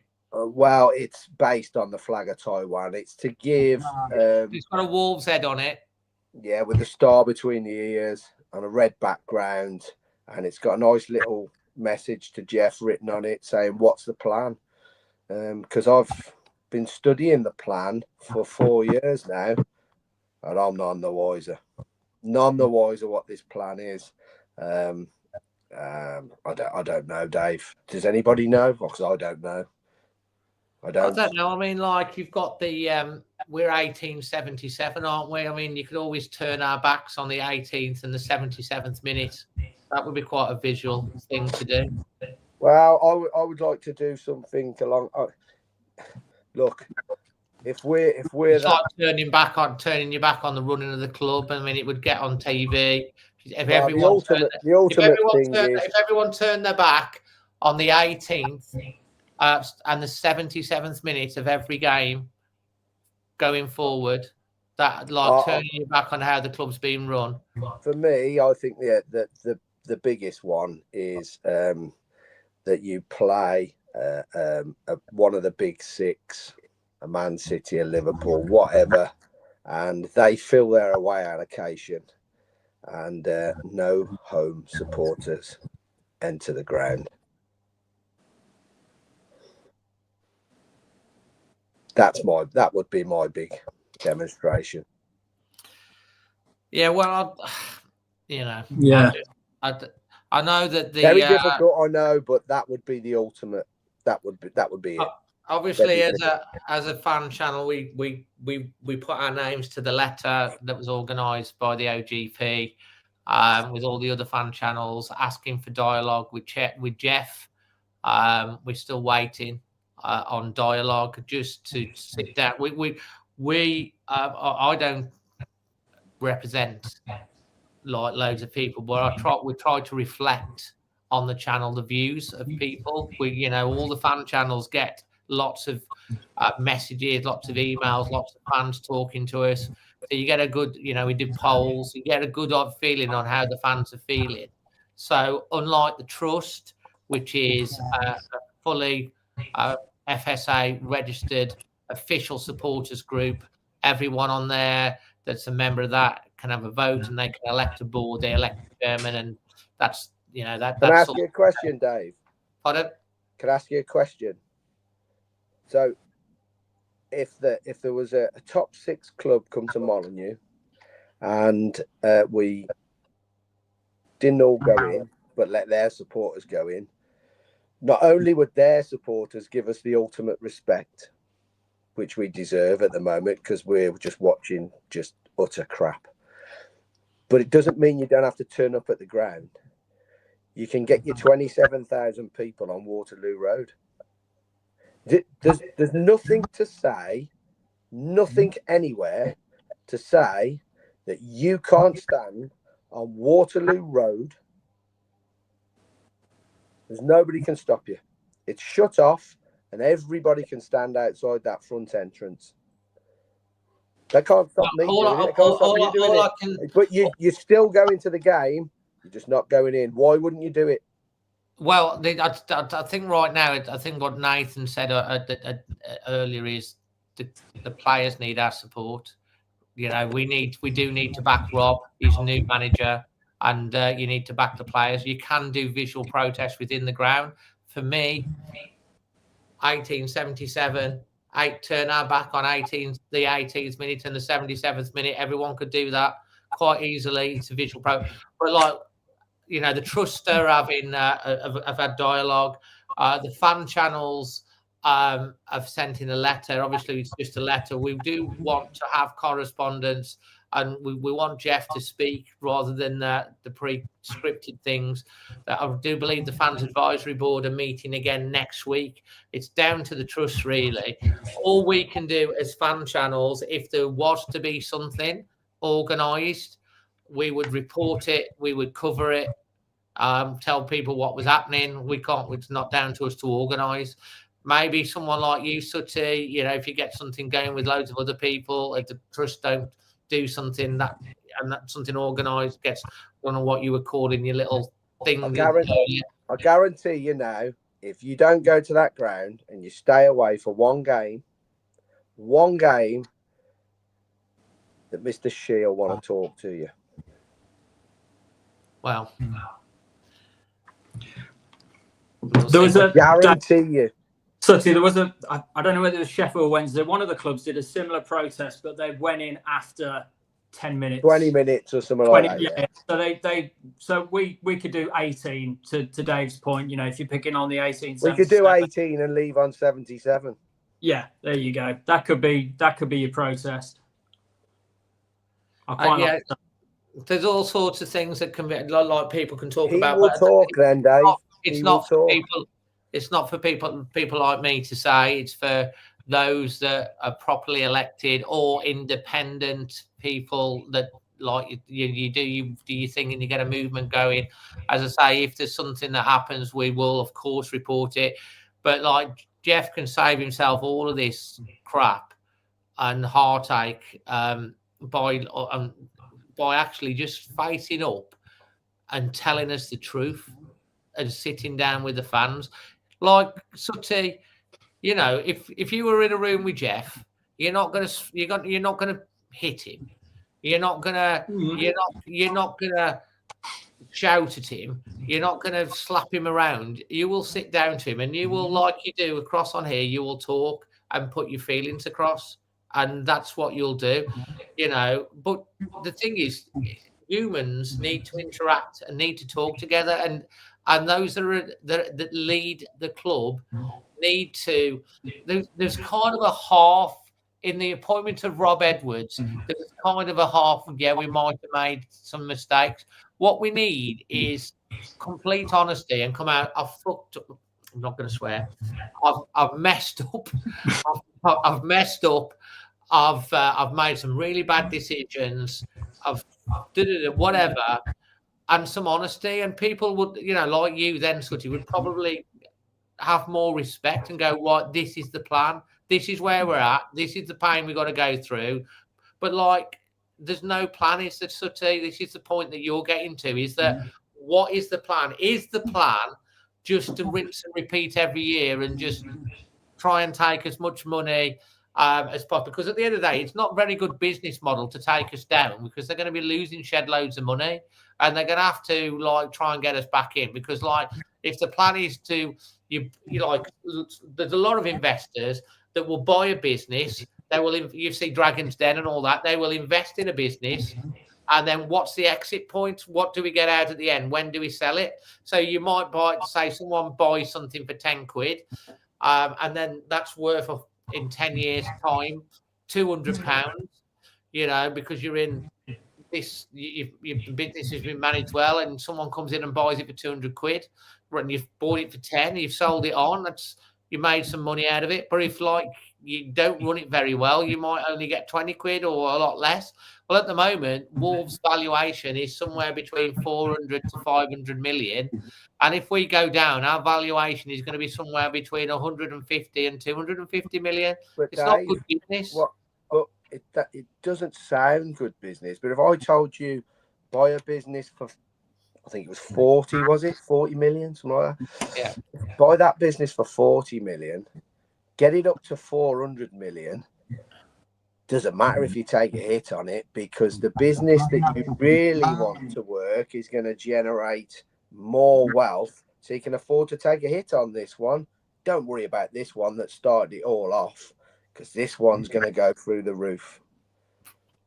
Yeah, but the Premier League and the British football is a global brand that watch worldwide. It's not. It's worth more than just the revenue. And in the scheme of things of Fosun, we are just a speck on their portfolio in terms of like the pharmaceuticals and all the other revenues that they've got. Wolves are nothing. But it was always said to be the jewel in the crown. But you've got to polish your jewel, otherwise Don't think that we'll bounce straight back up. Mate, I mean, there's a lot of people that think we might double dip. You know, Emma's got the view, my Emma, that if we go down, they might just mothball us until they feel like playing with us again. You know, the one thing about the with the protests and stuff like that, and other people have raised it. I'm not saying this will happen, but other people raise it. It's like, well, crack on, we're doing that. And then they'll just turn the tap off completely and say sod you completely and just leave us on the shelf for ages. And you can Dave, I was told by stewards yesterday that the flag's gone too far. It's insulting. It's gone too far. Look, they're insulting me every day of the week with the way they're running a football club that I've loved since 1977. I've been home and away. I'm into 1,800 odd games. I can't remember now. It's too many. 83 different grounds with Wolves. They are insulting me. They're running my football club, our football club. So, to be quite honest, I don't give a flying shit if I insult them. I'll be back up there at some point in the week with the flag stood outside the Billy Wright again. And I hope to see them all scurrying around inside, looking again. And I'll turn up when the TV cameras are there. I'll get that flag into every game at some point. I think now, they might well come to me, Dave, and say, we're going to rescind your season ticket. I don't care, Dave. So I think your point is that you're doing with the Taiwan Wolves flag, because it's not a full Taiwanese flag, it's a Wolves. The next one will be, Dave. The next one will be. Yeah, but there is an argument, Sooty, and it is a valid argument. I get what I've said to you. I get why you do this, right? You want to offend Fosun. You want them to take notice. You're not wanting to offend every person that's Chinese, and absolutely not. You're not. That's not. There was as many people from China, Chinese people, took photographs of that flag at Chelsea as what there were British people. There were as many people, Dave. They were taking.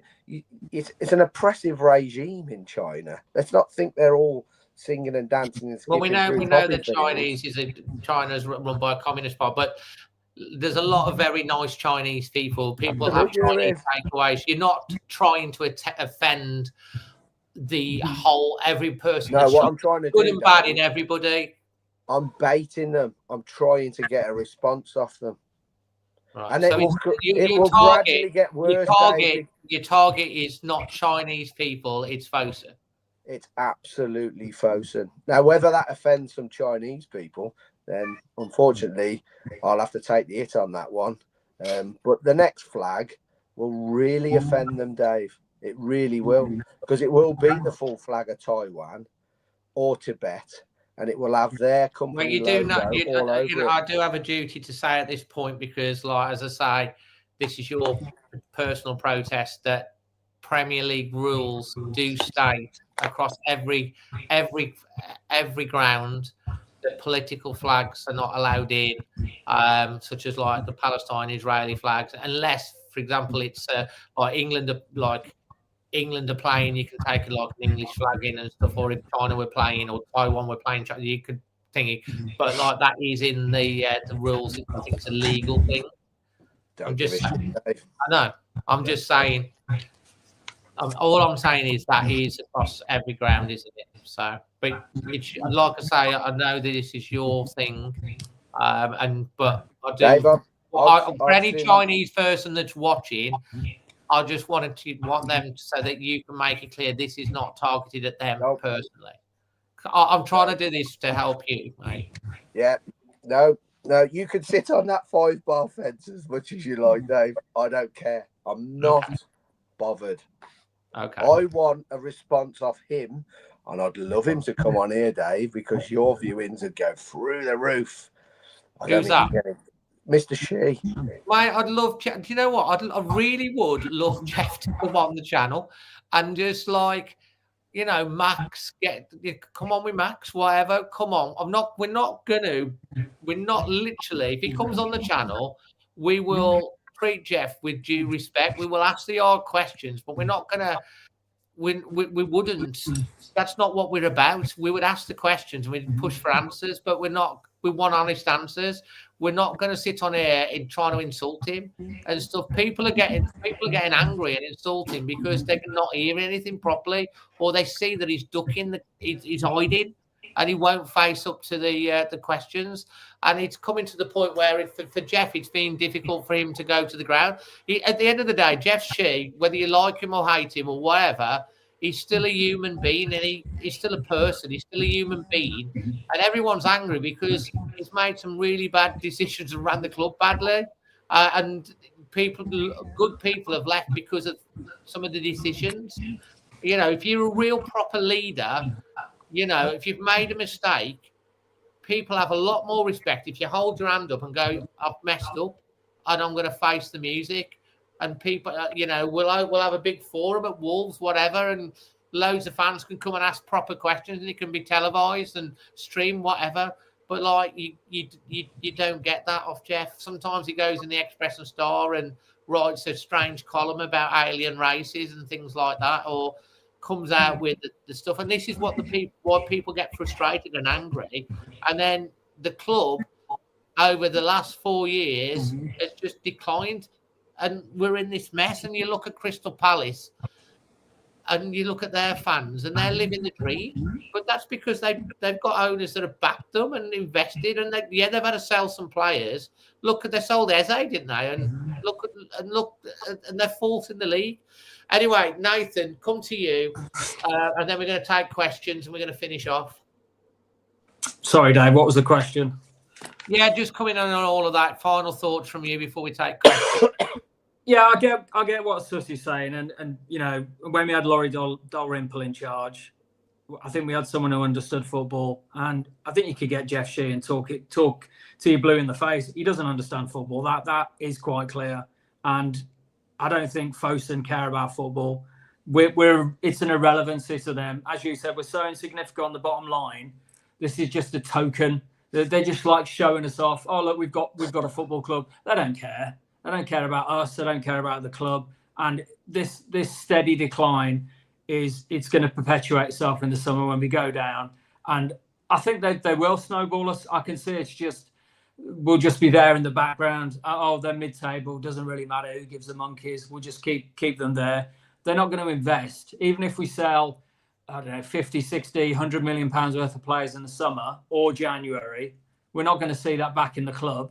They're just going to think, well, we're Championship, we need to spend 20, 30 million to keep it going. So until Fosun disappear from this football club, that nothing's going to change. And you know what? The bounce like we did last time when we went to League One with the likes of Roger Johnson and all of that shit show wouldn't bother me. I mean, does it? I get Sutty's point about we should care what division we're in, and I do care what division we're in. But Wolves has been in my heart all my life. I've been season ticket holder for 30, 40 years. I'll be there whatever division we're in. That doesn't bother me. What bothers me is that people will lose their jobs. What bothers me is that the fight on the pitch. And if we don't see that until the end of the season from now, I mean, that's just going to be pathetic. Because even if we're not good enough to stay up, which we're not, just show some balls and actually care about the club and do something on that pitch. You might not be good enough. You might finish with 8 points. I and I think most fans won't care as long as you're putting it all out there on the pitch. If you're doing, as Sutty said, what Arias did the other day, where he just jogged on, you know, completely oblivious to the fact that we really need some urgency in this match. And he's not alone in that. How the likes of Hwang gets into this team time and time again, he's got to be up there in the top 3 worst Wolves players I've ever seen on that in a shirt. He's shocking. And he's only here because of commerciality. He's only here because of the South Koreans. That's not what football should be. And they're not even coming. I do want to answer this question, actually. Nine Wolves 2 said, Dave, what is your true agenda? I'm not sure you really put the club's future first. Sometimes you argue against most of what Sooty say. First of all, let's just say we've put our name to that letter. Secondly, this is a phone-in show. And my job, even if I agree or disagree, is to put opposition, to put other arguments forward, that what people might say, to create debate and discussion. That's what extra time or therapy is always about. And if it was a one-sided thing, then I certainly, if it was all about my views, then I certainly wouldn't be having and inviting anyone that wants to come on the show to have their say, especially Sooty, who's got very strong views, who are welcome on. He comes on every other week to come and say, and we will have anyone that wants to come on the show, because this is your show to come on for anyone that wants to come. And the difference is you're sitting there in the comments asking the question, but you do not have the balls to come on the show and actually come on. There's a link in this description. Come on the show and chat. Anyone can come on. And Sooty, I'm sure you'd agree with that, what I've just said. Well, I'm sure people would rather see other people on here rather than me being miserable all the time anyways. Yeah, come on, let's have the crack. Come on, get on. So you have very strong views about it, and you've been like welcomed on the channel 3 or 4 things. And me and you don't always agree with everything, but we become good mates because we have respect, and that's what it's all about. You can have differing views. I have to create, sometimes be pedantic, because that's my job as the host of the show to do that. If you don't kind of understand that, then I don't know what else to say, but you've got to question everything, Dave. We should all question and hold people to account for their actions within this football club. And unfortunately, life, if you balls up, you've got to accept that you've balls up. They're ballsing up on a daily basis. It's a bit of a myth when people say they're taking loads of money out of the club, because they're not actually taking loads of money out of the club. They can't just go and dib into Wolves' accounts and take the odd 50 quid out here and there and put it in their back pocket. They certainly can't go taking millions out and sending it over to the motherland. But it's how they're running the club and what the direction of the club is that I'm fighting for more than anything. Well, absolutely. And you got someone like Paul Harrison here. He goes disingenuous. This guy's never been on the channel. He's in the chat. Can I just say, though, Dave? Can I just say about Paul? Yeah. Right. Before anybody says anything about Paul, this guy helped save this football club in the mid-80s. So before we slate him, he was one of the original protesters, mate. So why does he sit in the comments? He might not want to, Dave, but he has done more for this football club than I guarantee any of us on here have, because he helped save us. Good. So, well, he can come on and tell us all about it. He might well do one day, Dave, but I can guarantee you now. Well, maybe you know better than me, because Paul seems to have his hobby. Seems to be having a pop at me for some reason. I don't know what I've ever done to offend him, but I try to be open and honest.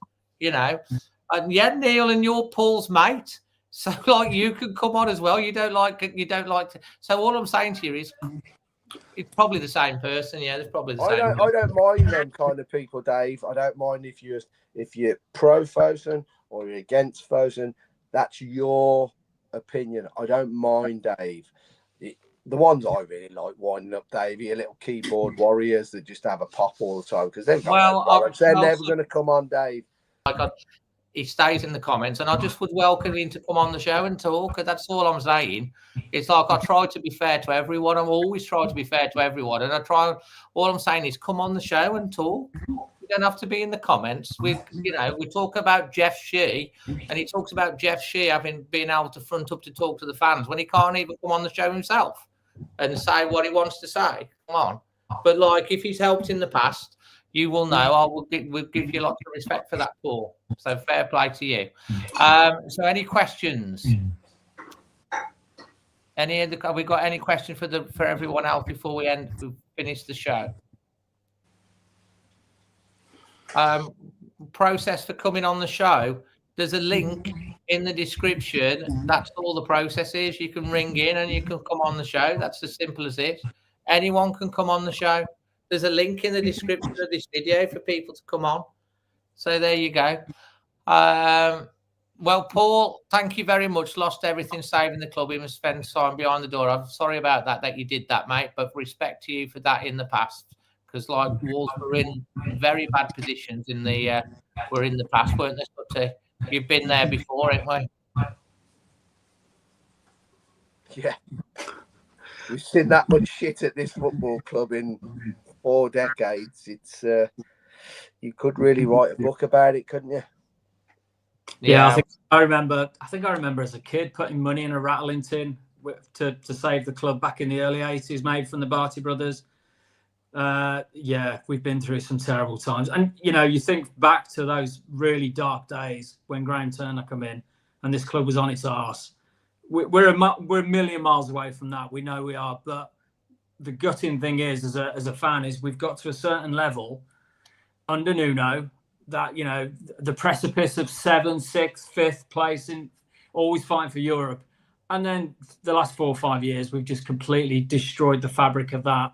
And we're going back to zero. And it's scary to think where this club could end up again. That's the big worry, isn't it? Dan wants to know, how's my dad? I'll cover that off at the start of the show. You must have missed it. He's okay. Thank you for all the love. Question of the panel: who out the players left go? Who out of the players we've got left are we missing the most? No, I think he means who are the players that we let go rather than left go. Right, okay. So yeah, there's a long list of those. I mean, we've been over the Cunhas, Semedos, Aït-Nouris. You know, even Guedes would get into this team at the moment, and that's saying something. Sarabia, Ed Walkin. Yeah, those players that we've lost, I think, would make a hell of a difference at the moment. We've got a championship team. We're ready for the championship with that team. Mid-championship at best as well. At best, yeah. Gets more depressing. Darren wants to know if we go down. If we do go down, do you think if we go down, Fosun will sell? No. I don't. They want to sell at peak value, and I don't think that's in the championship. I don't know what, you know, and it's already been said. I think it'd be unlikely. I think a lot of people who think that they're going to sell if we go down, it's like you're not being real on that. I don't know what you think, Sutty. No, they won't sell us, Dave. Not just yet. Not just yet. Not unless things got really, really toxic. And by that, I mean, by what we were saying, you know, staying away from games. But you've got to have it to do that. You've got to have everybody on board. I mean, really, when you think about it, the ultimate one would be to everybody leave at a certain time. The ground just empties and leaves all of your away supporters there. That would be catastrophic. But it's getting everyone on board. Yeah, it happens already. Sutty with about 15 minutes to go. Well, that's true. Yeah, but you got to do it with 15 minutes on the board, not 15 minutes to go. Yeah. Question here from Tom's Attic Band: are England losing the Ashes 5-0 again? Well, the way we batted, then quite possibly. I don't think so. I think we might. I don't think we'll win the next one because that's one we never win. But you'd like to think, because there were times in that first inning, especially the first. We threw it away. We threw it. The bowling performance was unbelievable, and then you thought we were on the front foot, and then Australia just come out and smashed us around the park. Totally, Carl. I think you've answered. I think what players in the past would you think would help out this current squad? Anyone, pretty much. Blimey, where'd you start? Yeah. Andy Thompson, Andy Much, Stevie Bull, Robbie Dennison. Yeah. Neves, Cody. You could go on, couldn't you? Yeah. Go on. Yeah.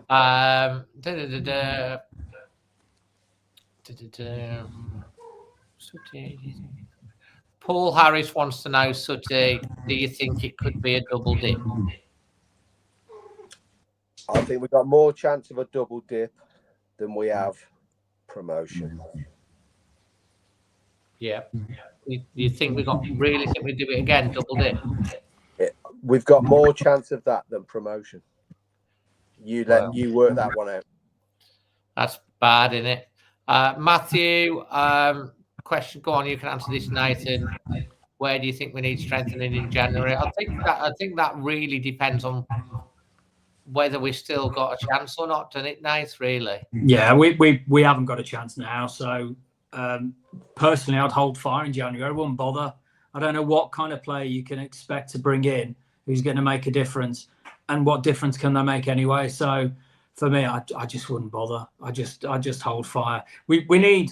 It'd be nice to, I think for the entertainment value, because we're all a bit sick and tired of going and not being entertained. It'd be nice to get some enjoyment, a ball carrier, a number 10 or maybe even a decent number 9 again. But what's the point? I hate to say, sound completely abject to that, but I personally, if I had the reins at the moment, I wouldn't bother bringing anybody in January. I think we could lose people, as we said. You could lose some of the quality. You could lose a Gomez or Andre, or I don't know, maybe a Krejci could decide this isn't for him and cancel the loan. But yeah, I don't know. What do you think, Sooty? Would you bring anybody in January? No, sorry. I wonder what you're at. Chris Humphries, he's a dickhead. He is. He's in the question. Well, yeah, we love cheerful though, don't we? Who would I bring in January? Well, I still think we'll be on after the Everton game. I firmly believe we'll still be on 2 points, and that's the 7th of January. I don't see us picking a point up after 21 another point up after 21 games, and that's me being really realistic of working out what we could and couldn't. So if we're still on single figure points, that I wouldn't spend a penny, not a penny, because we could end up saddling ourselves with a load of debt to take to the championship, and we don't want to do that. So we might as well take the big hit at that point. You're never going to chase it back. What are we off safety now? 10 points, 12 points from fourth bottom, something like that. 9 points. 9 points with goal difference, probably 10. So yeah, we're minus 20, aren't we, on goal difference? So we can't score, we can't keep a clean sheet. We're gonna go down. This is just to summarise it all. We're not showing much fight, so I wouldn't go pumping stupid amounts of money trying to save it, because that could really, really do us for next season. Okay, I'm just going to be pedantic because that's what I do, and I've got to be. Stay. Come the end, we've got 7 games, I think, before the end of the thing. Stay come the end of December, we've somehow got ourselves into a position where we're, say, 4 points from safety, whereas we're 9 now. You'd still not spend anything at that point. Seriously. If Rob's shown that we've got thing and we've closed the gap, you're not going to invest and go, okay, we're 4 points away. We're back in the mix. Bring in the attacking midfielder, strengthen the forward line. You do not think that you'd go all in at that point. If the miracle happens, 4 points. Say we're 4 points off. Yeah. I'm just saying 4 points. Yeah, if the miracle happens, which it won't, but if the miracle happens, then you've got to consider. You can't. Yeah, you wouldn't completely close the purse if you said we're 4 points off, because but it's how many players you bring in. How many players would make this a decent side at the moment? Well, at the moment, we can only bring in British players anyway, unless we sell like a Saar or someone like that, or maybe an Arias or something. We can only bring in British players anyway because of our squad rota we're foreign players are at the top. But I'm just saying, if we're like 4 points off, we're 9 now, and Rob somehow got us within 4 points, you'd surely got to back him at that point. What are you thinking about it? Well, Jeff thinks last summer was a great window, so I don't put a lot of trust into a January window with him in charge, to be honest. So Yeah, it wasn't a great window, was it? We did it last year, didn't we? We bought a few in last year. What did we spend last January? About 80 million, something like that. We've got the league room to do it. We're way in on PSR. We could spend a lot of money in January if we wanted to. But we've got, like I say, you've got to be in a position where you've got a chance. Like if you're like 12 points behind at that point, or 15, well, like I agree with you. There's no real point then, is there? Because Dave will be more than 12 points behind mid-December. Yeah, I'm just saying hypothetically, we're within 4 points. Then, yeah, I think they go for it at that point. There's a serious question here from JS9696. Will we win a game this season? He says. Serious question, Nathan.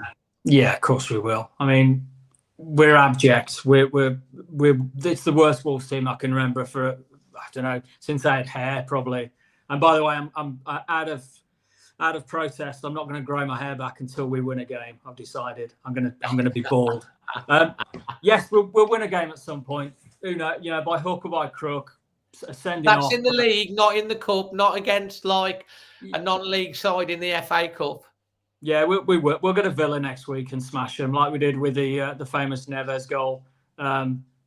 We won't, but at some point, yeah, I think, I don't know what Sutty will probably say no, but we'll win a game surely. We'll win 1 or 2 games before the end of the season.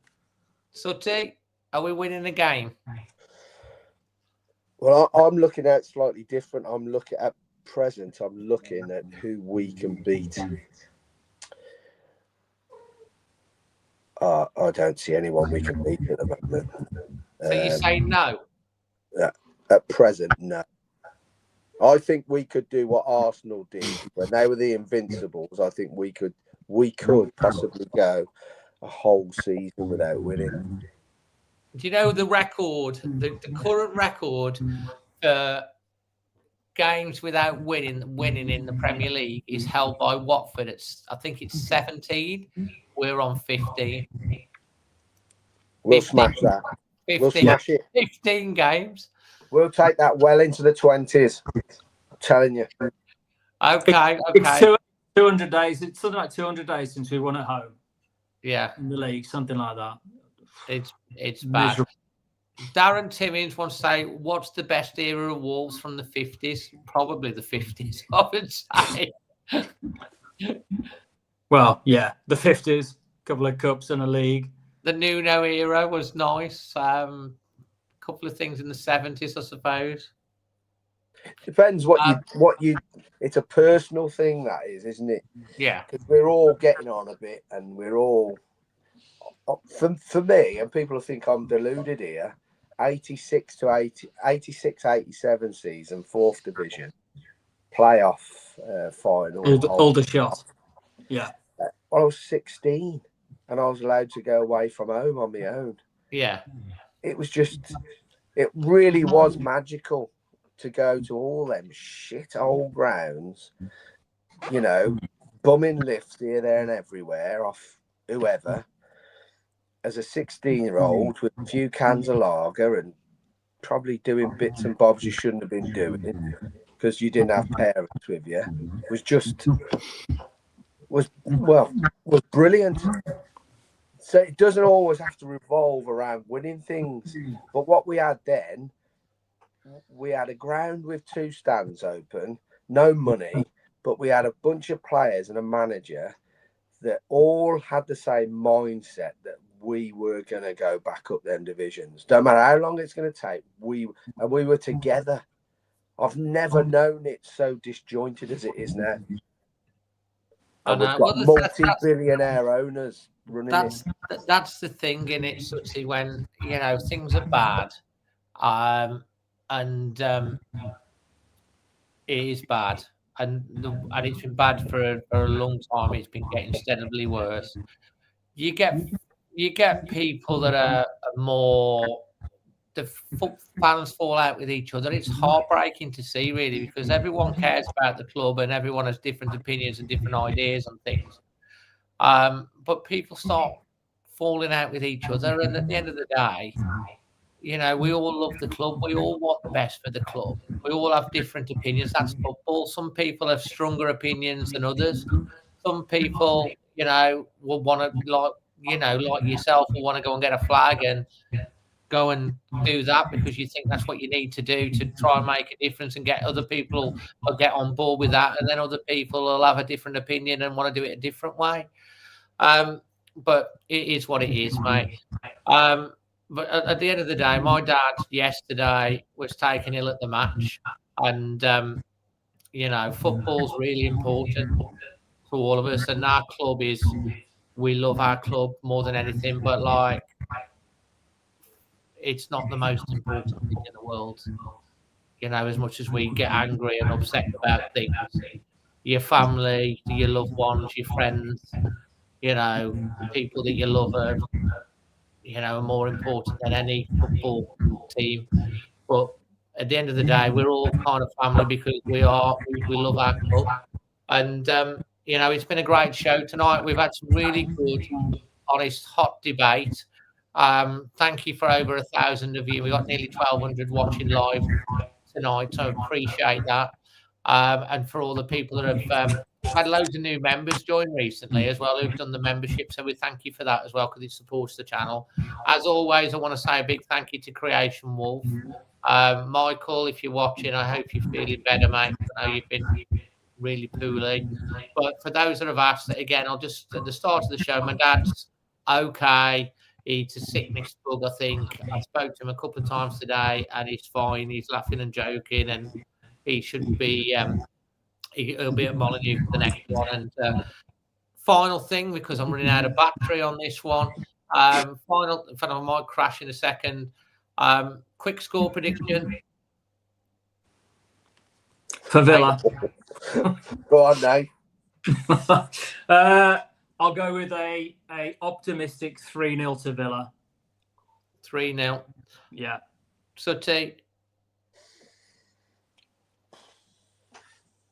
5-0.